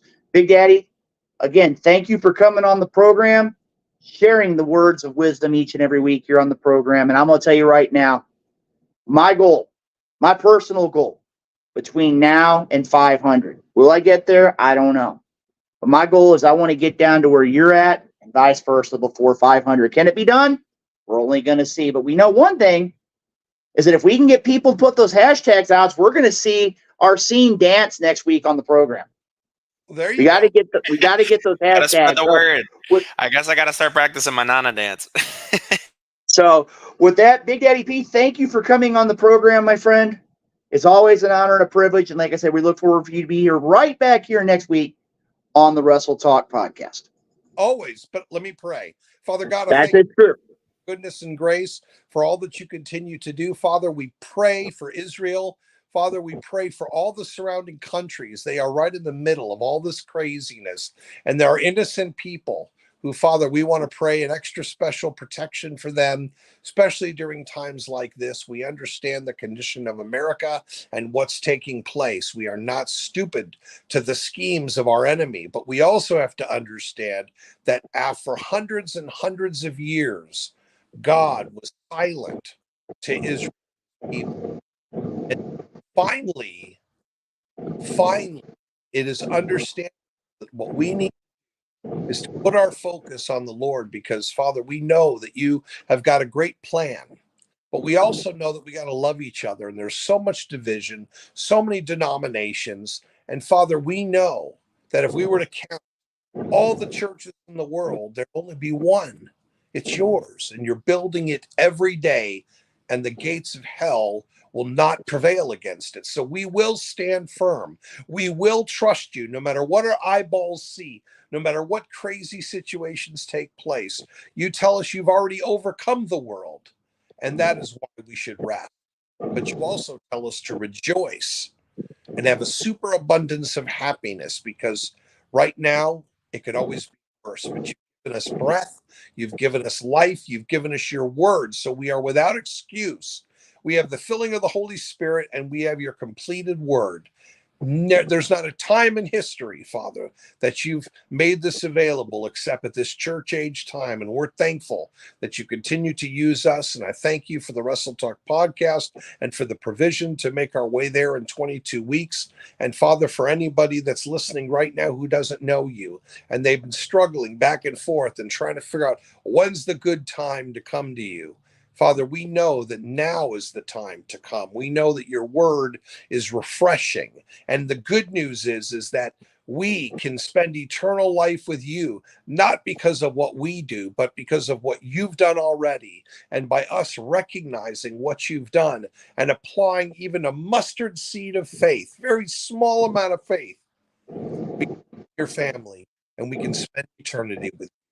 Yes, Father, I know that when I answered the call 23 years ago, I thought it was going to be much easier, but I've learned time after time after time, you only give the special work, the hardest times to those who you entrust with your truth.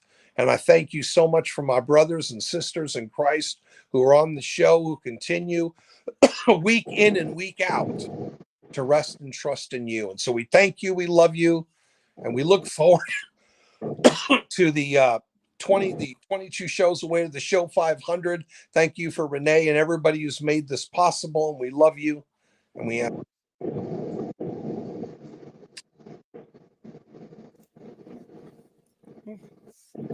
All right, ladies and gentlemen, the snippets of truth from Big Daddy P.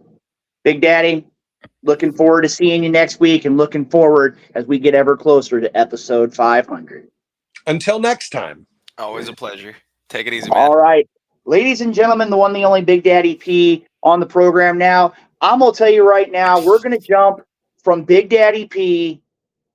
And again, I know that the maestro's floating around here, but I'm going to go ahead and I'm going to set this up because we've got a man who's going to be on the program in just a few moments that is going to be hands down one of the most exciting interviews that we've ever had on this program.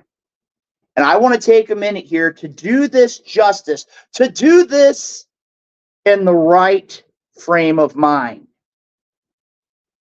This is a man who, in the course of his career, has set the Midwest on fire.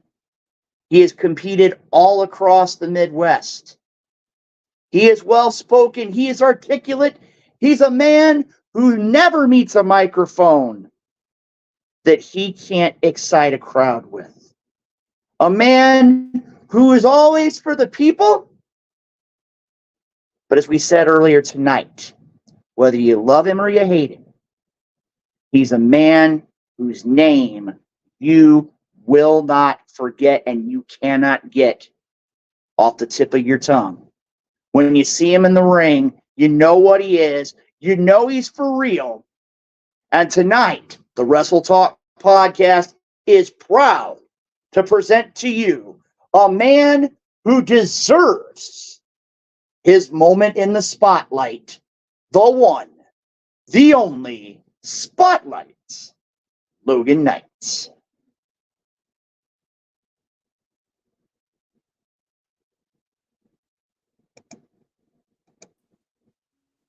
Hey.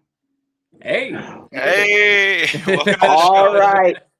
Logan, I'm going to level with you.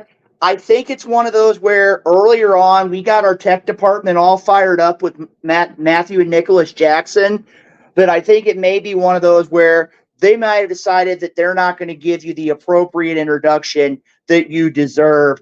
But I'm going to tell you, it's an honor and a privilege to have you here on the program. Now, I said this earlier on, and I know that you were tuning in, and I'm going to go ahead and bring this back up for you because I know you've held championship gold in your career.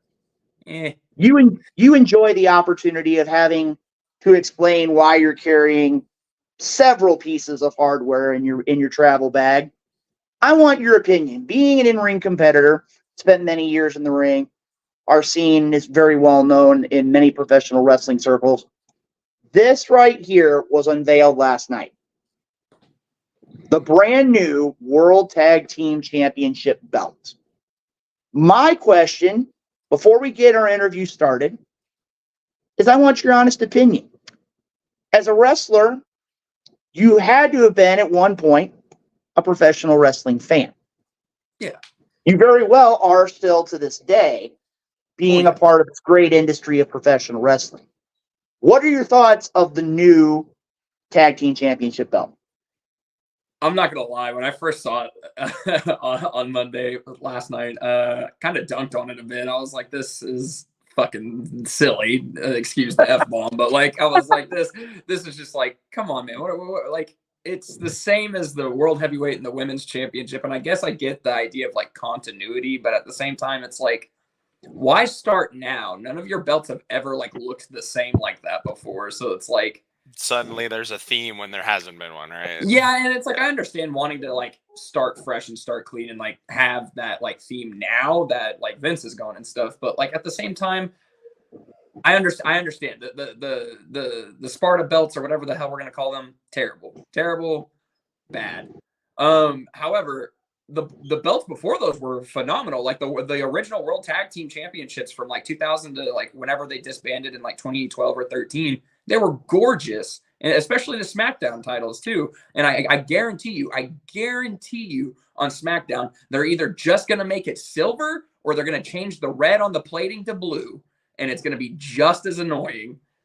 And that's what, like, I'm terrified of that. However, I don't know that I want that. the picture that you show on here where it's like nice and laid out, it's like, okay, that's cool. But when you see it like on TV and with your eyes, you're like, that is an amalgamation of just ugly. It looks like they melted gold together and there's like no real like design. Somebody put a Ferrero Rocher logo on top of it because it just looked like crinkly gold aluminum. Oh yeah. Well, you know, guys, I'm gonna throw something. We're an hour and a half into the broadcast. After about an hour and 45 minutes in, and nobody's brought this up, and I really should have a while ago. But if we're gonna christen a new tag team championship on Monday Night Raw, would you ever imagine that it would be Awesome Truth winning those championships, and you have R-Truth?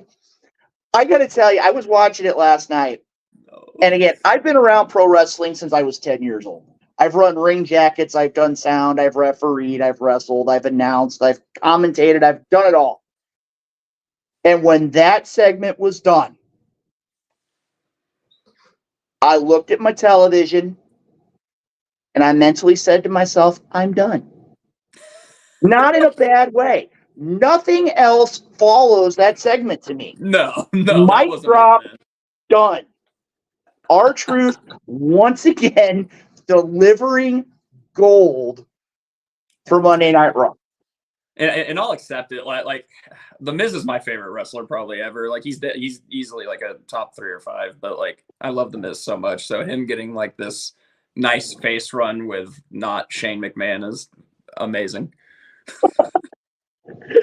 Well, like I said, Arsene?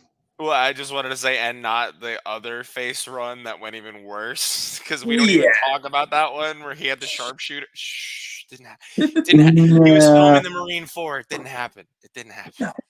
No. So true. Well, like I said, we have Spotlight Logan Knight on the program, and again, I'm really looking forward to this interview, but I would be remiss, and I'm actually going to do something that I normally don't do being a commentator. And that is, I'm going to step aside for a moment. But I'm going to bring forth a man who, simply put, a lot of this interview would not have been even possible without the work of this man. So I want to go ahead and bring him on. Ladies and gentlemen, the one, the only, longtime member of the Wrestle Talk podcast family. Let's bring him up here, the one, Sonny Money Mayo. Oh, yeah. Hey, Sonny. I didn't think you were Sonny, how you doing, my friend? Made it, baby. I did 80 miles an hour home from the baseball fields tonight. I had my whole family in the car, like holding on to the oh shit handles and the Ford Flex. So, what the fuck are you doing? I'm like, yo, this is Spotlight Logan Knight. I don't know what to tell you. I'm like, gotta go talk to that. Spotlight. too, man. I just, spotlight Logan Knight. He would have let me off with a warning. He would have understood. Yeah, it's all good. Man, what's up, everybody? You know something right now, as I said before, I've been around wrestling a long time, but tonight, Sonny Money Mayo, yet again, has delivered for the Wrestle Talk podcast family. So at this point, Sonny, I'm going to go ahead and I'm going to... Before you leave. Now, real quick, because I do want to get in this interview. I got a lot for Logan Knight, but I just want to make a note here. I have my camera positioned a little bit differently tonight, and that is actually for St. Louis, okay? My Kansas City Royals are one of the hottest teams in baseball right now. Not the St. Louis Cardinals. The Kansas City Royals are one of the hottest teams in baseball right now. I just wanted to make that known there, Luke Roberts. I know you're over there on that side of Missouri, but this side of Missouri actually has the good baseball team this time around. So, and just before we get this interview going, and I know for a fact that Spotlight, I'm going to take a second here just to let you know, number one, I'm a Cubs fan. I'm an Illinoisan. I'm a Cubs fan, not a Cardinals fan, but I would be remiss, you being a Royals fan. I want to throw this out here. What's the top of this program? I know that you were following all proper speed protocols getting home. Sure. You probably heard earlier today, passing of Hall of Famer Whitey Herzog really kind of shook up the St. Louis community, but I know he had a very long tie-in with the Kansas City Royals as well. Before we go on, your thoughts on Whitey Herzog? Hall of Famer, man. I mean, you come to Kauffman Stadium in Kansas City. He's in that Hall of Fame a lot. His picture's in that walking Hall of Fame a lot, and it deserves to be. You know what I mean? So the good thing is it looks like he got a long, generous life, man. If I could check out it, I believe he was 92. If I could make it to 92, that's a long one, man. So many prayers to the Herzog family. Thank you, Whitey, for everything you've done for MLB and baseball in general. Definitely shook it over here on the sports radio side of Kansas City, as I know it did over there in your neck of the woods, Fly Walker and St. Louis side. So, mention to them. All right. Well, now that we've talked about baseball, we've talked about the championships, or as our good friend Arsene has said, the pizza plates and the fruit roll-up belts, and however you want to call it. I'm going to step aside because I got a little bit of business to take care of, and I'm going to let you know right now, Arsene, I have been told by the Wrestle Talk podcast upper management that tonight, at the end of this interview, when we have the Wrestle Talk podcast game show challenge, you have said, and Sonny Money's heard it, that you want to take the spotlight away from Logan Knight. So I'm going to go ahead and get things ready. Good luck with that. I'm going to go ahead and get that ready, and I'm going to turn things over to my broadcast colleague, Gabriel Arsene and Sonny Money Mayo, as we're going to interview the one and only Spotlight Logan Knight. Thank you so much there, Fly Walker. And Gabe, before you, and I'm going to give you your time to shine, baby, but I personally have been begging for Logan Knight to come on Wrestle Talk podcast, so I'm beyond excited he's here with us. Now, Logan, this is how we do it here on Wrestle Talk podcast, particularly with me. I don't do the standard questions. I don't do, what made you? I mean, I do, but I mix it up, okay? I want to talk about a couple other things before we start specifically talking about Logan Knight, all right? Yeah. When you sent me your highlight package, one of the things that stood out to me was who you were trained by. And it was two gentlemen. One gentleman I know very well, and Mr. Brandon Groom, okay? So let me give you a little backstory here. Sonny Money Mayo, at 17 years old, got to referee a match between Brandon Groom and Prometheus. This is about 2004, okay? And I got to see Brandon Groom for almost 20 years, all right? And I'm thinking, I see him across the gymnasium at the show we were at. I'll go say hello to him. Brandon sees me after 20 years, and I swear on my children, this is a true story. He goes, hey, Sonny Money Mayo, thanks for repping my match like 20 years ago. I'm like, blew my mind. But talk a little bit about them, and then also Drake Gallows, man. Drake Gallows, I know he doesn't want us putting him over like that, but dude, that dude is he's a leader. He's someone that stands out on any card he's on, not just for what he does in the ring and on the mic, but I even shoot here for what he does in the backstage area for all the boys. You know what I mean? So kind of talk to me about them two gentlemen. I know you've had a lot of time with those guys. Yeah, so it's so funny that you say Groom remembers you from 20 years ago, because I think easily, if you had to ask me like who has the worst memory out of every person I know, it's probably Groom. So that's like fucking awesome that he remembered you. Like that was a miracle in and itself. Sounds like you made an impression. Yeah, no kidding. But no, I first wanted to start getting into wrestling in 2019. I didn't know that independent wrestling really existed so much. But I found out about Mid-South in Oklahoma City, and that's where Drake was wrestling at the time, and he was the trainer there. However, the booker there was someone different. It wasn't Drake. He was the guy that I was talking to, and he was taking money from me for 3 months for training, and he was like, "Oh yeah, come before the show. You'll get trained by Drake," and blah blah blah. I always came, I always set up, never got trained by Drake, is what it is. So I ended up going to Bristow, where Brandon Groom has his school. And I was training there for, I want to say close to 8 or 10 months, maybe it was 6. It was a long time. However, I lived 2 hours away. So I was doing a 4-hour trip, drive round trip. I want to say 2, sometimes 3 times a week as a 19-year-old in college, while also a shift lead at a fast food restaurant. So it was just I don't know if I can do this. But Brandon's awesome. Brandon's awesome. He's always been here for me since the very first day that I started in training, and he's just really supportive. He's never steered me wrong. He has a really, really decorated shoot amateur wrestling background. So that being my first introduction to professional wrestling and how I should be trained and how I should look at wrestling, it was really helpful because man, he can wrestle. He's a real fighter. So that was good to be trained by somebody that isn't just a professional wrestler. And once I finally couldn't go there anymore, Drake had not so much opened up the DG dojo quite yet, but I feel it was me and 4 or 5 other people that were going to him constantly, to the point where he was I'm just gonna open up a fucking school because y'all are paying me money, y'all are showing it up.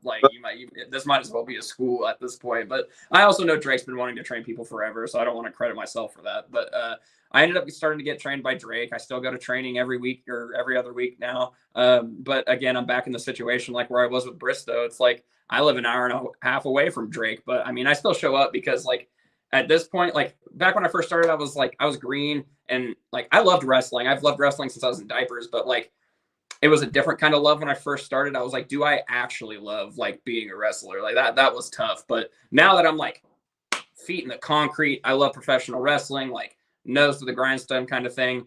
That hour and a half trip ain't shit.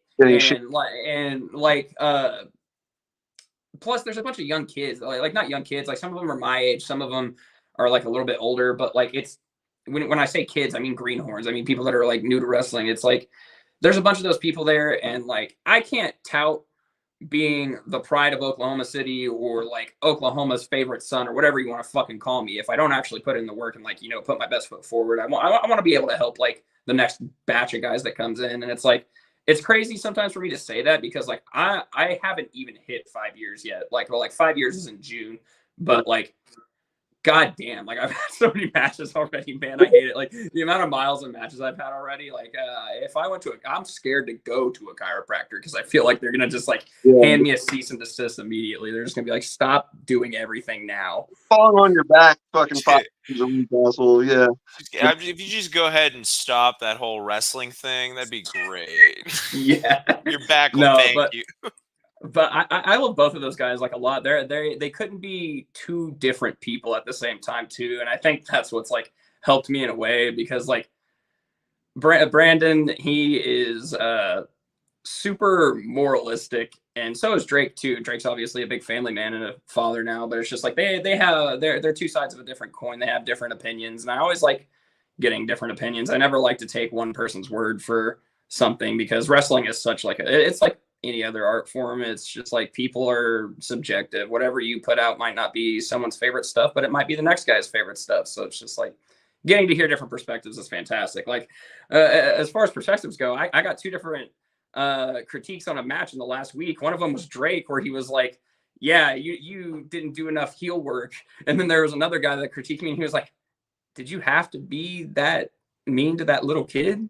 It's just, you know what I mean? You got to get different opinions. It's like, but no, I always appreciate both of them. They're still like very actively like in my life and, you know, a part of my whole like wrestling career and stuff. And it's like, Groom is starting to get back into the swing of being not a full-time wrestler, but like traveling and being out on the indies and stuff like that, because he's been more of a trainer for the last, I don't know, I want to say 5 to 10 years. So he's wanting to give it one last like run, and he's asking me for advice and like what he should do because like I'm actively like going on all these trips every weekend and like getting all these bookings. And it's just like, dude, you're my trainer. You taught me how to do this stuff. Like, what are we talking about, man? But I guess that's where the different experiences comes into play, because like as much as like Drake or Groom may have trained me or taught me so and so thing, I probably have picked up my own things along the way, you know. Yep, and that's the beauty of professional wrestling, man. You know what I mean? And like I said, you know, Groom's sitting there kind of asking you for the advice. Yeah, you're in the thick of it right now. He's not as much in the thick of it. A Night Owl comment there. Logan Knight handles his biz. Saw him as part of OnlyFans with Stormy Renee at HCW. Yeah, and then I was with Night Owl. We also seen you guys as only friends at Fountain City. So we haven't done Heartland yet. Actually, like I'm excited for when that finally does happen, because that's both of like me and Stormy's home pretty much. Like obviously home is Oklahoma City. That's my home. But Billy, I swear to God, it's like Billy has been here for me since day one, just like Drake and Groom have too, because like Billy's always been there for Drake. So essentially Billy's my wrestling grandpa, and like he always takes care of me. I consider Heartland home away from home. So I can't wait once me and Stormy finally get to do that at Heartland. I don't care how it happens, but it's going to be awesome. Well, that's what I want you to dip into next, because I got the introduction to Billy Simmons through Renee. Okay, so Renee actually got to go out there. I believe he went out there as a fan first, and then he went out there doing some commentary work. And he was like, dude, just come with me. It's a great time. Dude, I went out there, and this is when it was XWE. Billy was doing the XWE stuff. Yeah. The thing I noticed with just that locker room was a family atmosphere. Like everybody working together. You know what I mean? Not so much cutthroat and you're doing my shit and, you know, you took too long. But everybody was supportive of each other, and Billy led that charge. You know what I mean? Mm-hmm. So, dude, we love Billy Simmons here at Wrestle Talk Podcast. Yeah. We had him on. We need to have.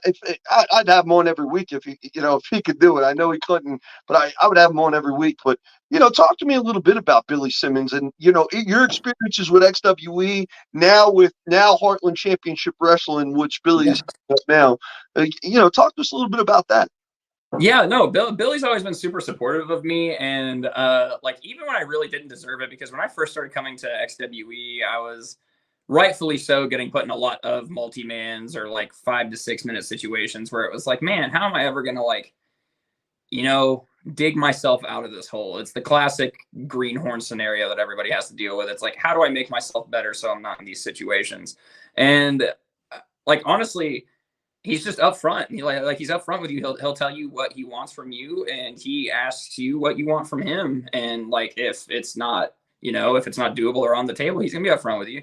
And I think what really made Billy, I'm sure me being Drake's kid helped, but I think what really made Billy glue on to me was the fact that I kept coming back and I meant what I said, because a lot of people don't mean what they say or mean that they're gonna show up if there's not a guaranteed booking and stuff like that. And it's trust me, I won't do that for most places. I'm not going to drive 5-6 hours away from my home for no guarantee of a future booking, or at least a booking that day. Cause I got a fucking family and responsibility, dude. There's just no way that's going to happen.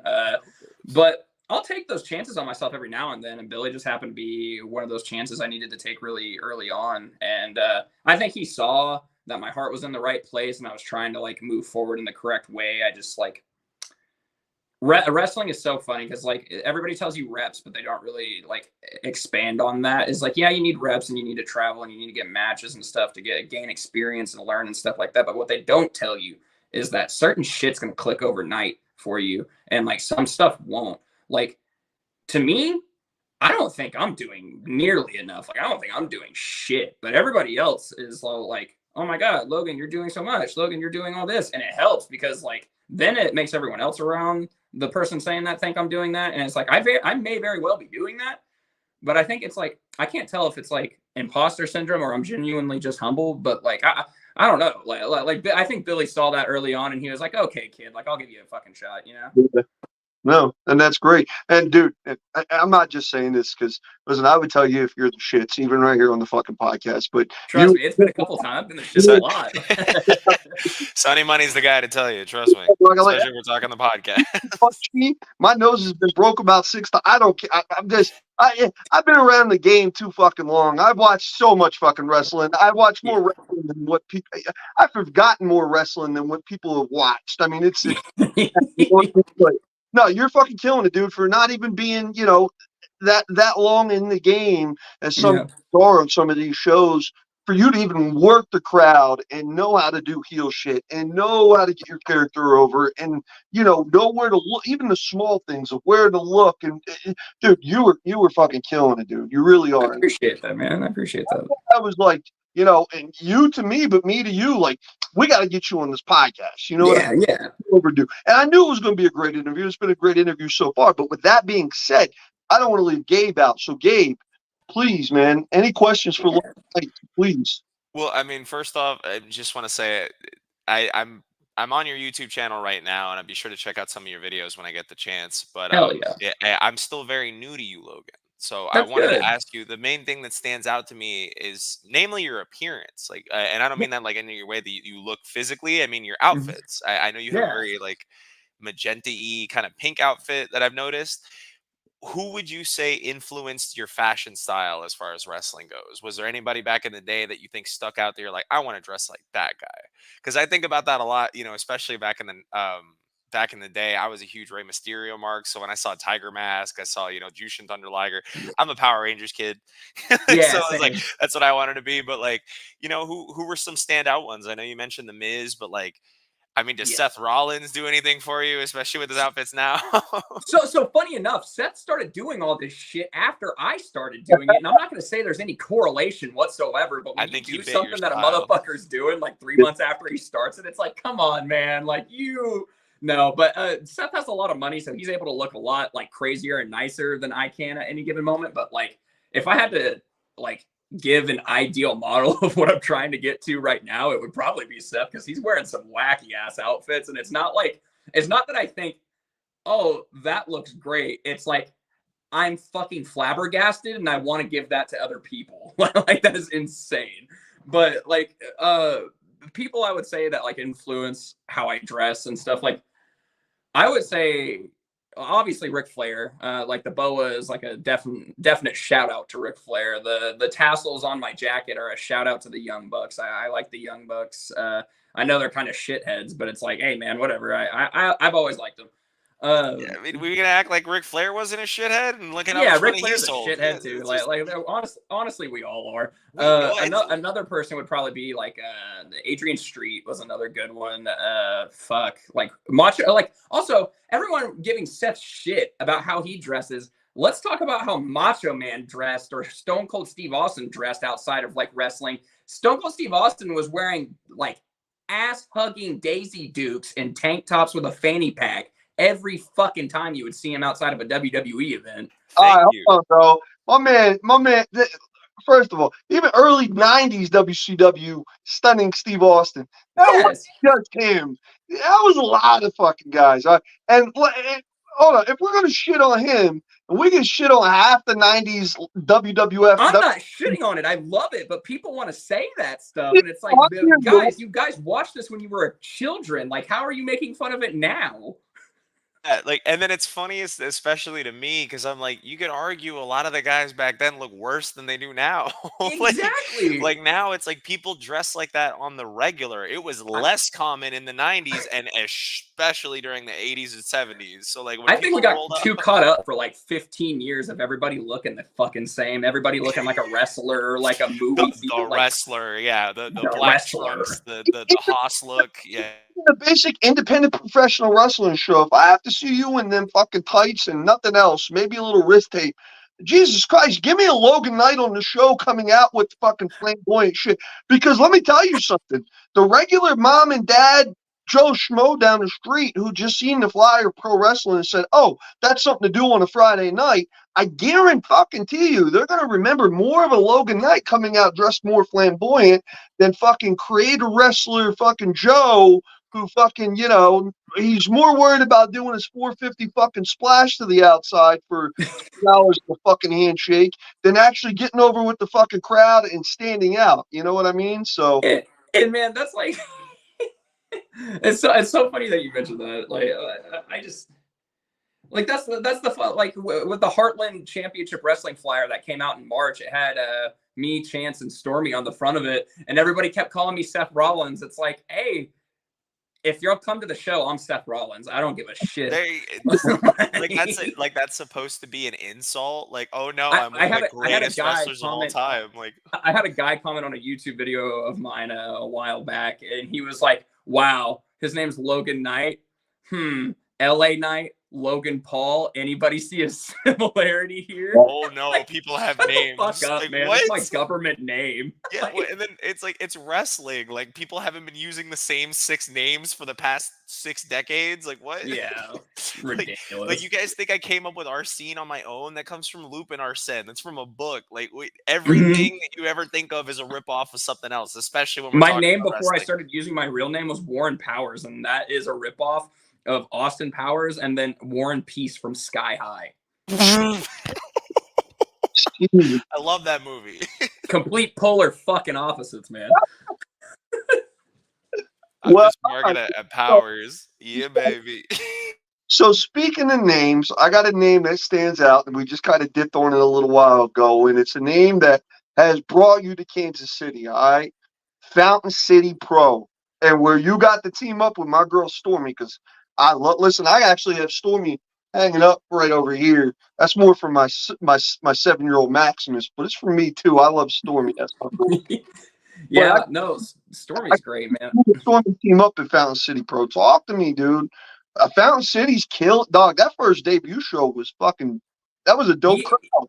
Like no, that was probably one of the most fun shows I've gotten to work personally. And whenever, like, it was such a weird setup because, like, me and Stormy, we've been really, really close friends since we both started. We both started around the same time. Obviously, she was training with Billy up at the Bears Den, and then I was with Drake and Groom down here. But we always knew each other because Drake constantly brought Stormy down and for UWO and stuff like that for the show that he runs.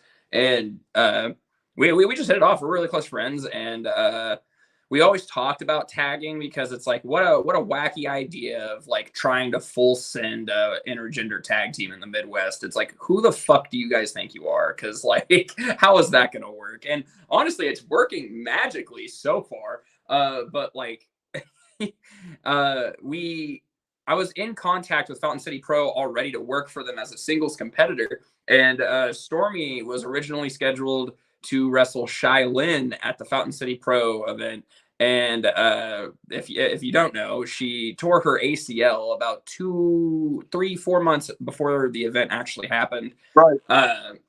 And so Chase, who is one of the bookers for Fountain City Pro, he hit me up and he was like, okay, I got a big ask from you here. How do you feel about tagging with Stormy? And I was like, bro, are you fucking kidding me? We've been thinking about this forever. And like, we were both sitting on like a goose egg of some like money where we were gonna get a new round of merch soon for ourselves, some new gear for ourselves soon. But then we were like, oh my God, this tag team just started. Perfect time. We got the money, we got the investment, we can look like a tag team, we can full send logos, gear, like merch, all that stuff. And it was just kind of like, it was almost like a God talking to me moment, because it was like, if you don't pull the trigger on like all of this right now, you're gonna miss out on some really cool things tonight. Because I feel like it's just leaving money off the table. Stormy is easily one of the like highest merch sellers in the Midwest, and I'm not afraid to admit that. I'll toot her horn all day long. And I'm not gonna lie.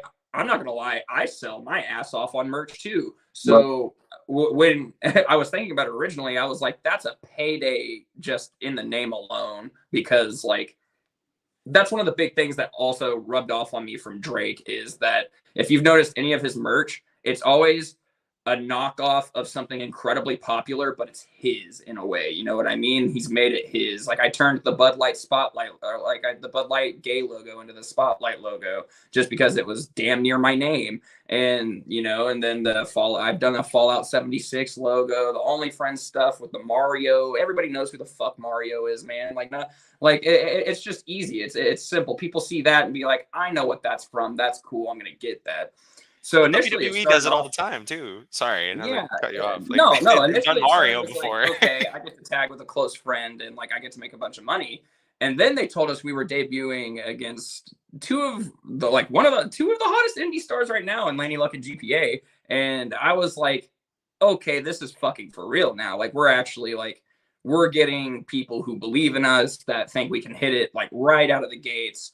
And so I think we obviously have a lot to prove. We've had 2 tag team matches, but at the same time, the amount of support we're receiving from people is like, it's insane. It's amazing. And what me and Stormy are looking to do is like change the perspective on intergender wrestling. And obviously a lot of the country has changed that perspective, but I am dealing with hell on earth with trying to get Oklahoma changed because it is a shit show at the commission here. Like, I just did a statement for a news article that runs out of the UK for professional wrestling, and they only have about 2,000 followers, so it wasn't like a humongous deal. But I gave a statement about the state of intergender wrestling in Oklahoma today, and you know AEW ran back here in like January or December, and Nyla Rose wrestled a woman, and that's illegal in Oklahoma. So now AEW might be facing some legal precautions as well as us. Like I have a hearing July 10th with the commission.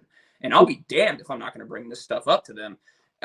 Speaking of the article, though, that I was mentioning, the company only has 2,000 followers, sure. But once it got into the hands of like the community, like the LGBT community and stuff like that, it blew the fuck up. Like over 30,000, 35,000, something like that. People have seen it by now. And we have thousands of people asking for the defunding of OSAC right now. And I'm going to try my ass off. Like we want intergender wrestling. We want, you know, to be able to have our trans friends wrestle too. And it's like, everybody is giving just don't run in Oklahoma. And it's like, oh, so just fucking pick your ball up and go home. Is that what your mom taught you when you were a kid? Like you got to fight for the shit you want to change. You got to fight for the stuff you believe in. Absolutely. And it starts with, honestly, it starts with us. Like, I'm not saying that specifically as me and Stormy. It starts with the people that are experiencing this shit. We all got to we got to band together, give our stories, give our experience, try to back it up with any sort of like legality and money that we can, and hope to God that we can beat them. I mean, the commission just lost to native land attorneys 2 weeks ago for an event. So like they're not unbeatable. That we've proven that they're not unbeatable. And I feel like the demeanor in Oklahoma has always been get the fuck out of Oklahoma. It's never going to do anything for you. Those people have never done anything for Oklahoma. Of course, it's not going to fucking do anything for them. Right. Like that's just simply how I feel about it. It's like everybody tells you to get out of Oklahoma or like, you know, leave it in the dust. And it's like, I'm traveling more than like 90% of the people around here. And I'm still constantly in Oklahoma at least twice a month. I train here every week. It's my home. I want to be able to perform in my home without sanctions. I want to be able to perform in front of my family and friends because there's no goddamn way I'm giving my mother with lupus a flyer for Wichita. What sense does that make? Exactly. Right. Like I'm exhausted with it, honestly. But me and Stormy, not only are we on the same page as friends in a tag team, we're on the same page as far as being leaders, as far as, you know, like trying to put our best foot forward and make an actual change because we think we're fully capable of that. And, you know, we might not be able to get away with much stuff in Oklahoma, but, you know, we can do that everywhere else. And we can bring what we learned back to, you know, Kansas, Oklahoma, and we can make things better. You know, wrestling's never going to get better if we all just take our ball and go home and never fucking do anything about it. Yeah, no, but fucking good luck against it, dude, because I know Oklahoma's a motherfucker just as much as Missouri. And if you ask any promoters around here, Missouri is a motherfucker to run. I don't know how they do it over in St. Louis, but I know even in the Kansas City area, because we have Kansas City, Kansas City, Missouri, they're right on the border two different cities, both named Kansas City, but the run in Kansas City, Missouri is a fucking motherfucker with that commission. That commission could go fucking suck it, and sounds like the same thing about Oklahoma too. So, good luck on that though, Logan. For real, keep fighting the fucking fight on it. I know you said that you're exhausted, but that you're just fucking getting to the tip of the iceberg with that. So keep knocking them on that. You know what I mean? Yeah. Yeah, and it's not even like I'm exhausted doing this work. Like the work needs to be put in, and like I'm glad to give an effort to my community and like any future people that are going to be a part of the community. Like I don't want some kid that is thinking about coming out as trans and going to a wrestling show and then thinking that's wrong. Like even from the government down, like it's so fucking weird. It's what I complained about 2 weeks ago when I was in West Texas. It's like when you call me slurs and stuff from the crowd, I'm fine. I'm not mad. I'm mad because there's probably a kid in that crowd who is of the community or thinking about it, and they're in a safe space trying to watch entertainment and possibly look up to me, and now they're scared shitless. It might not ever come out, and they don't get to have that. They don't get to be proud. They don't get to be proud of who they are at such a young age, and that's the kind of thing I think about because, like, yes, that is a very specific scenario, but, like, dude, it's not a 1 in a million chance. It's a 1 in probably 10, like right. 1 in 5. Like they're like representation's important is what I'm getting at. And when you start to demonize the representation, it's a huge backfire. Well, and I'd like to add, like, especially with wrestling as a whole now, because a lot of that stuff, was seen differently back then, especially in the eyes of like the 90s and the 2000s. So it's like for you, Logan, yeah, you have the opportunity to be that, to not just be like, okay, it's not just a heel or face thing. It's a wrestler doing what they do, is because we all understand that being a wrestler is being your most authentic self. And it's like, yes, to be a beacon of that for somebody, especially in the audience, I think is important.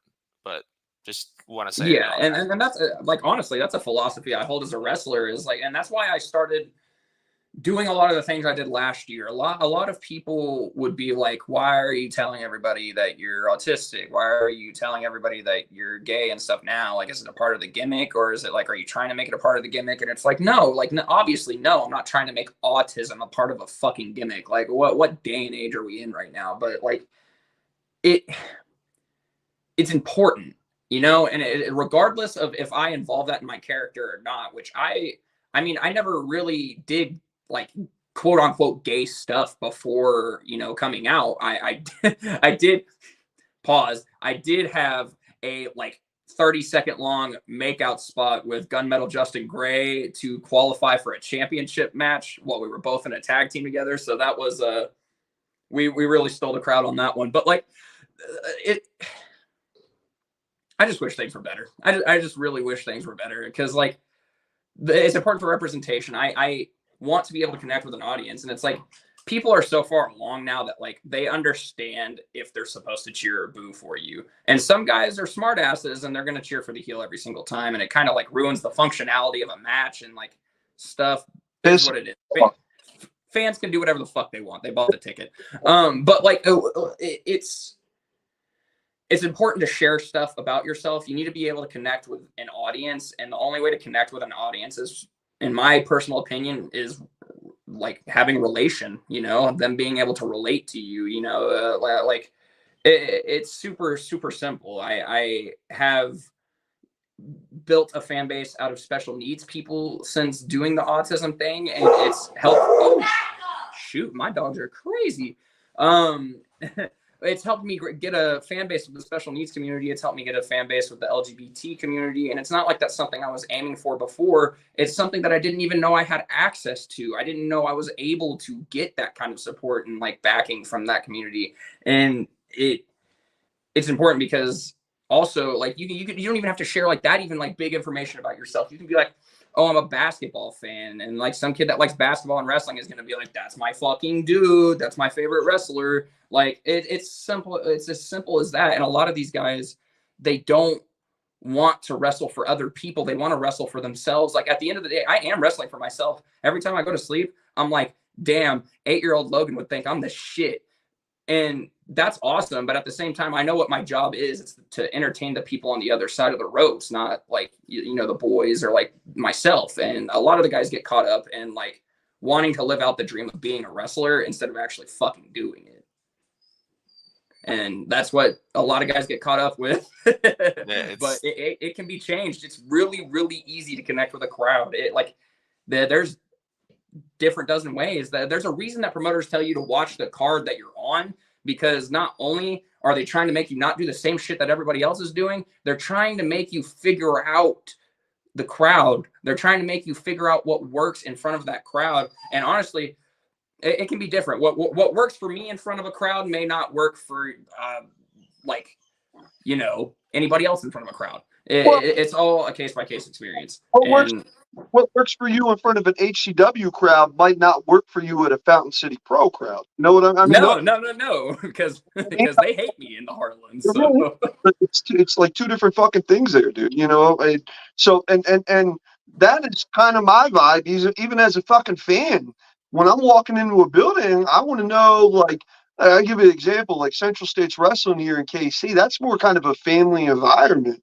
Yeah. I can't be out here like, oh, you know, you fucking suck. You know, oh, you freaking suck. You know what I mean? Know your room, know your fucking crowd. You know. But now, if I went to a Journey Pro show and now a Fountain City show, I'm like, oh, bro, I had a couple beers in the parking lot. Fucking, I'm coming in, I'm talking some shit. Like, fuck you. You know, the Philly's coming out of me. You know. Yeah, it was honestly still a pretty good, like, family-friendly environment. So it's like awesome. We got the mix. We got the perfect mix. But it was Friday night. I was like, yo, they're kind of doing a little bit of heel shit, especially Vega and Gary J on that Fountain City Pro show. You know, that was a good show. Now, listen, man, and you know, everything you're hitting on hits home with me. My oldest son, who passed away last June, he was into the LBG community. My son Maximus, who was just on camera in here, he has autism, so that pulls at my heartstrings. So to say that I wasn't already a fan and a supporter of yours, which you know I was, it's even now. You know what I mean? It went from here to, you know, even so. Seriously, keep championing and keep doing what you're doing. Do not stop. Do not stop. Please don't stop. I'm begging. I appreciate it, man. It's like I try to explain it as simple as I can to other guys. It's like you can't read a closed book. You got to be able to like open up and give it to the fans. You got to give yourself to the fans. And even as much as like I used to be incredibly socially anxious, I'm the most exterior person I could think of now. Like I am super out there. I'm always talking. I'm always social. But it didn't used to always be like that. And like I can understand the fear. I had to get over it myself. So like that's probably the biggest thing for a lot of like newer guys is like you just got to open up and you got to get way less anxious. Well, just don't give a fuck. You know what I mean? Be you. Usually give a fuck, but don't give a fuck. Give a fuck not to kill me, but don't give a fuck enough to like ruin a show. This is the mantra: give a fuck about yourself, not other people. That's where I'm at with it. You know, don't make an asshole out of yourself. You know what I mean? But if you're doing something and it feels right, and the crowd's getting behind it or booing it or whatever the case, if the crowd is reacting to it, keep doing that. You know what I mean? Don't. Especially, you know, with professional wrestling, you know. That for me on the other side of the guardrail, that's my 3-hour escape. Okay, when I go to work, I have to be politically correct. When I'm at home, I can't be wilding the fuck out in front of my wife and kids. You know what I mean? Right. I go to a fucking professional wrestling show and I go in and them doors shut and that bell rings. That's my 3-hour escape from fucking reality. And guess what? Yeah. You're gonna get me, the real core me. Not you're not authentic, Sonny. I'm gonna talk some fucking shit. You know what I mean? Like I'm talking shit to the heels, and I'm gonna tell the fucking assholes you better be cheering the fucking baby faces on. You know, so yeah. And you know what you're saying with young up and coming guys, green guys. You know, show that personality. Listen, because here's the thing, and you can ask Night Owl this too. If you are a wrestler and you are on a show and I'm fucking egging you on, either cheering you or booing you if you're a heel and you don't respond, you're dead in the fucking water to me. You're a fucking piranha and I'm a shark. I'm going to eat you alive. You know what I mean? And so I'm not saying not pay attention to your match, but you have enough people cheering you on, fucking acknowledge the crowd. You know what I mean? Yeah. That kills me that kills me that I see so many guys do that.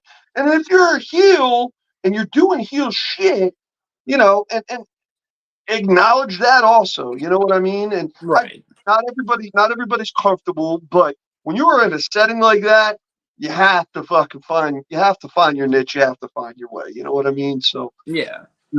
but listen, man, so far so great with this interview. I'm Yeah. so glad we've got to talk about Billy. We've got to talk about Drake. We've got to talk about Brandon Groom. We've got to talk about Fountain City. What I want to know is, what is it in professional wrestling that you are still wanting to achieve?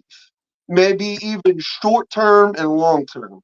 I mean, I know a lot of guys say the Big Show, WWE, AEW, and a lot of guys make that happen for themselves. But Well, maybe even that, is there a promotion or a wrestler you want to get in the ring with that you could see happening in 2024, maybe even 2025? What is kind of like your short term, long term goals there? Which, like, it's obviously like making enough money from professional wrestling to not have a day job. That is my goal. I don't give a shit if that means I'm running the indies, I'm signed to a TV company. Like it doesn't matter to me, honestly. There are a few things that I like so far about wrestling. Like I appreciate some of the travel. I don't appreciate it all the time, especially when it's like back to back to back to back.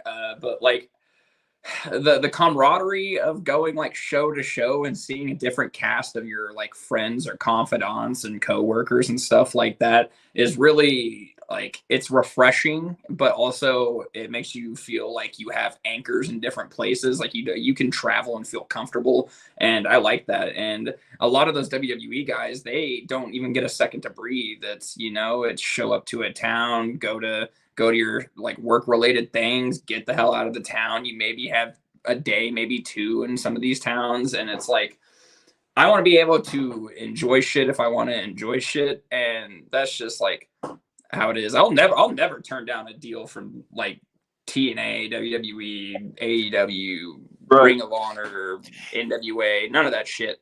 It's not about being above it. It's more so what fits your flow. Yeah, and it's a very much am I the person in control of my chessboard kind of thing. And as far as like short-term goals, man, I got a ton of short-term goals. Like that's what's keeping me alive, baby. I can't keep living on the dream that I might get signed one day. I gotta get a little bit for daddy along the way, you know? I gotta get something of value. There are like, I have those dream matches, but I feel like for something to considerably be a dream match for me, it would have to be like someone I know I would have a good match with, and then like it has to make me money. Like that's what a dream match is making a ton of money off of it. But like also not in the same breath, because like I want to make money off professional wrestling, but I want to be the most entertaining wrestler like ever. That might be my like longest term goal, is be the most like entertaining I can possibly be. But if I had to get like a couple of people, obviously me and Stormy want to wrestle Bussy. That is like without a doubt. Like if I get to wrestle Effie, like that might be my favorite wrestler actually. Fuck the Miz, fuck Ric Flair. Effie's my favorite wrestler.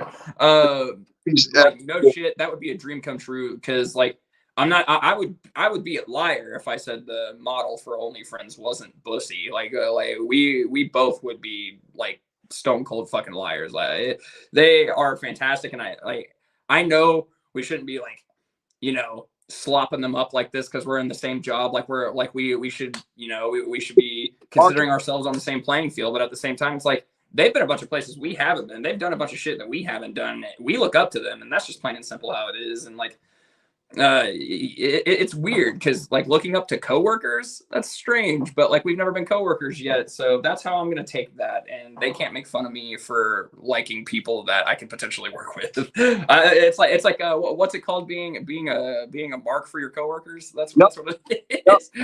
But keyword, like yet is the key word. Yet is the key word on that. It will happen one day, my friend. It will happen one day.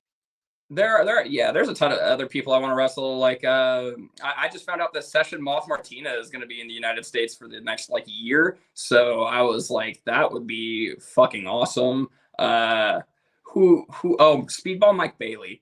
That's that's just like on there. The Speedball is such a sweetheart, and I get interactions with him on Twitter sometimes. That's always like nice every now and then to be like, Dude, that's the start, man. That's the start to a great feud.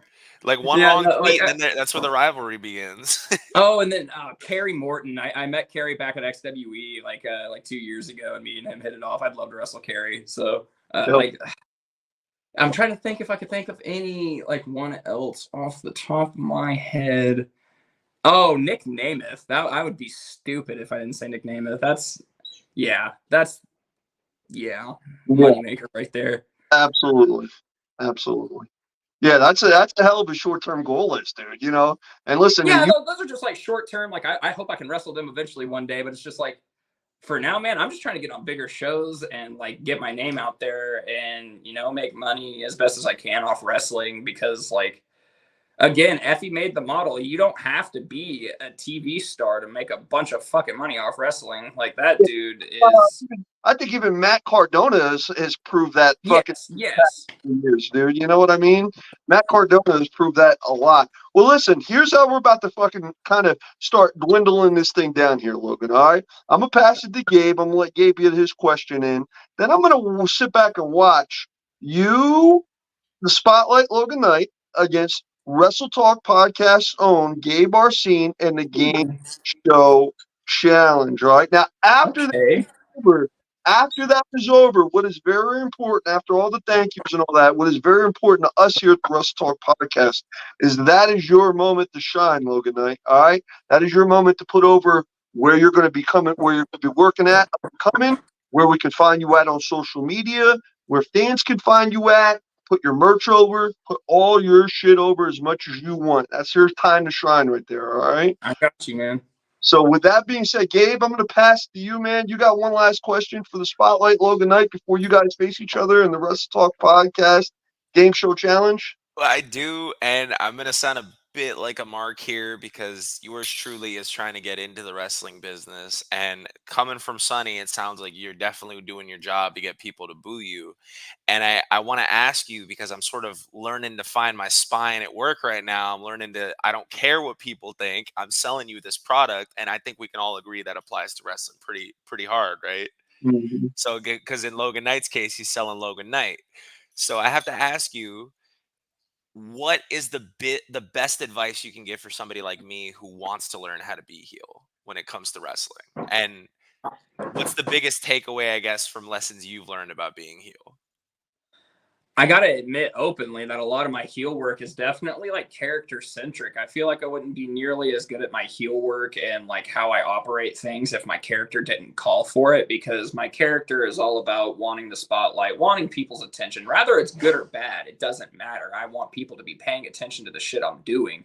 So that's where it comes from, is like, I need to scream at people to get their attention. And like, if a kid's screaming at me, I'll scream right back, like that kind of thing. It's really like, it sounds stupid and it sounds like I'm not doing anything or thinking, but it's like, again, it's a repetition sort of thing. You got to be put on the spot and you got to be put in that situation, because when you're a heel and you're beating someone up and you're putting the heat on, and some little kid is like, hey, you're fat and ugly and stupid. It's just like, you can't just like continue beating him up and then being like, yeah, sure, whatever, kid. You gotta like stop whooping that guy's ass and turn around and try to say the most hateful thing you've ever said to that, like a child ever. Make him cry. And like, it doesn't even need to be something that complicated. Like Saturday, I wrestled a rodeo clown. It was fucking awesome. His whole gimmick is that he is a rodeo, like bull riding clown, and there is a kid that at this event that has the same name as him.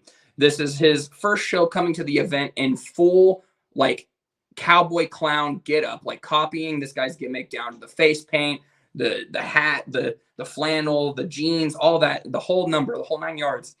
And the only thing I had to do to ruin that kid's night and make him cry was drag Rhett over to the ropes, choke him, and smear his face paint all over his face and show the kid my hands as if it was a murder scene. And he started freaking out.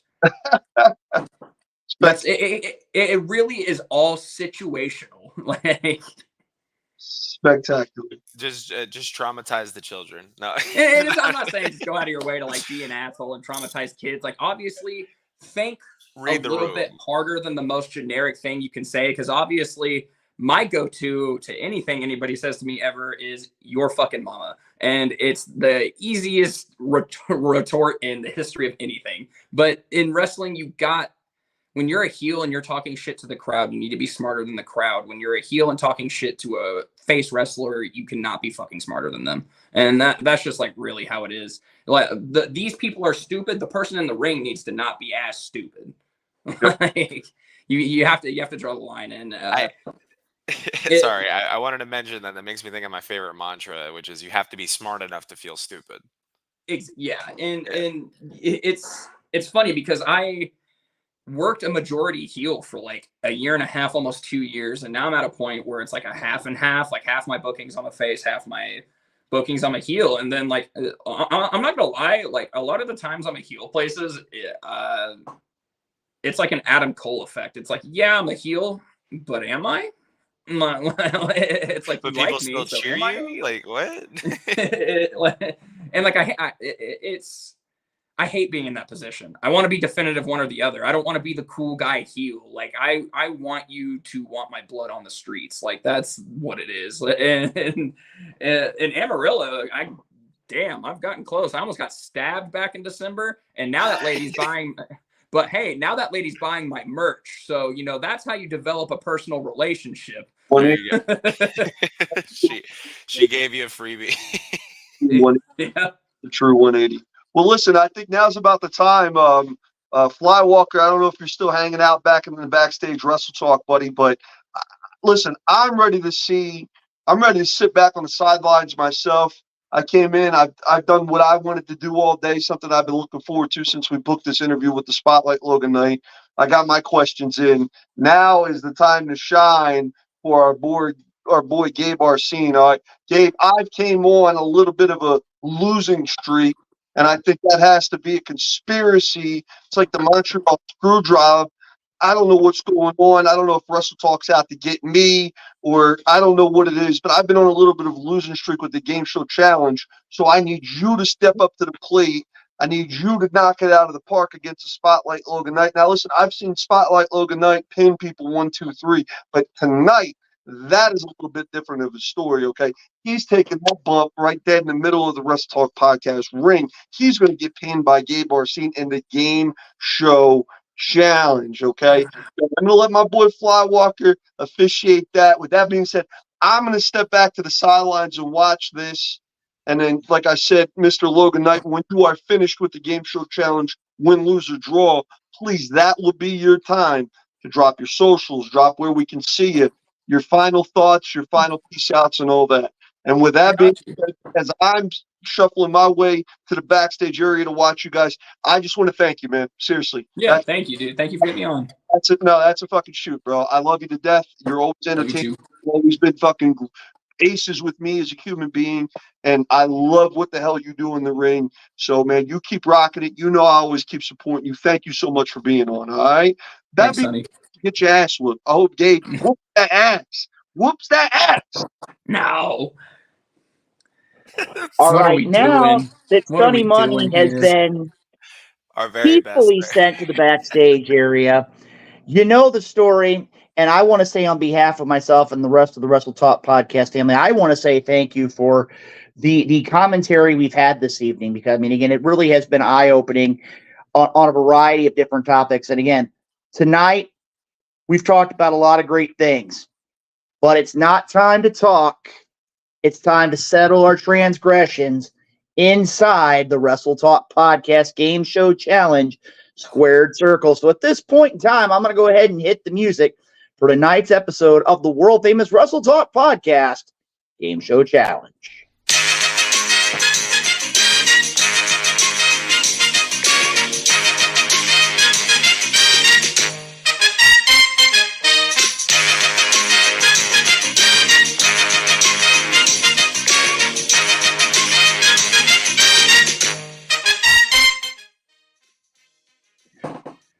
All right, right, ladies and gentlemen, welcome to this week's episode of the world famous Wrestle Talk Podcast Game Show Challenge. Tonight's contest is scheduled for the best 2 out of 3 falls.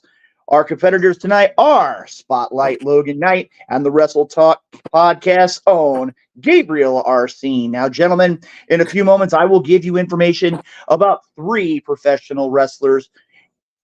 Your opportunity is going to be that you're going to be able to name them based on the information I give you. When you think you know the answer, you shout out your answer. First one to get 2 out of 3 correct will win tonight's Wrestle Talk Podcast Game Show Challenge. Based on our conversation tonight, tonight's Game Show Challenge is going to showcase some of the greatest talkers in the history of professional wrestling. Tonight, the category is Talk a Good Game. I will give you information as it relates to a particular wrestling promo. You tell me who said the promo. Remember, it's best 2 out of 3 falls. Mr. Knight, are you ready? Yeah.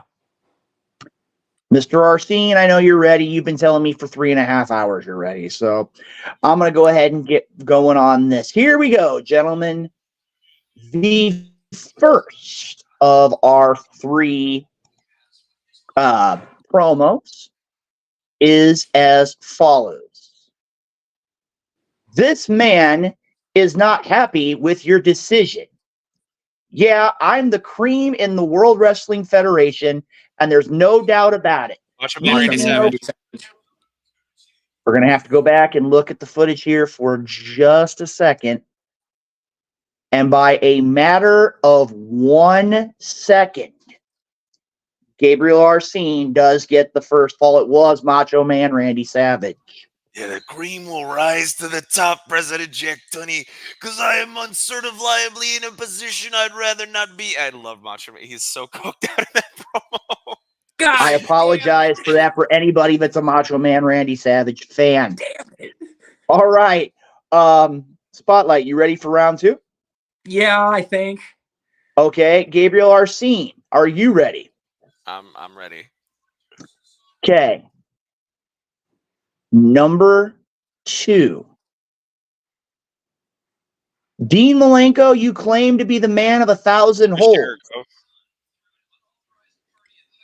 Wow.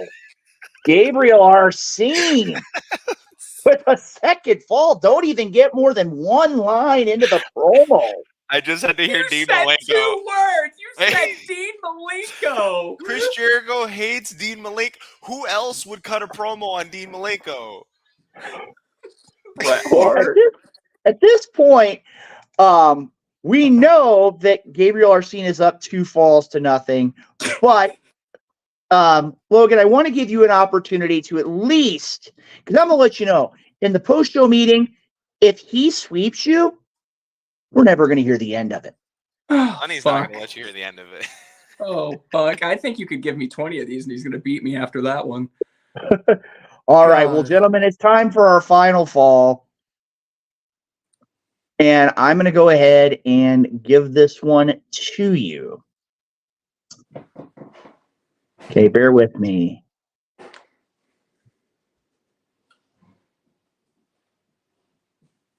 All right. The final promo of the evening. I'd like to think that maybe this company CM Punk.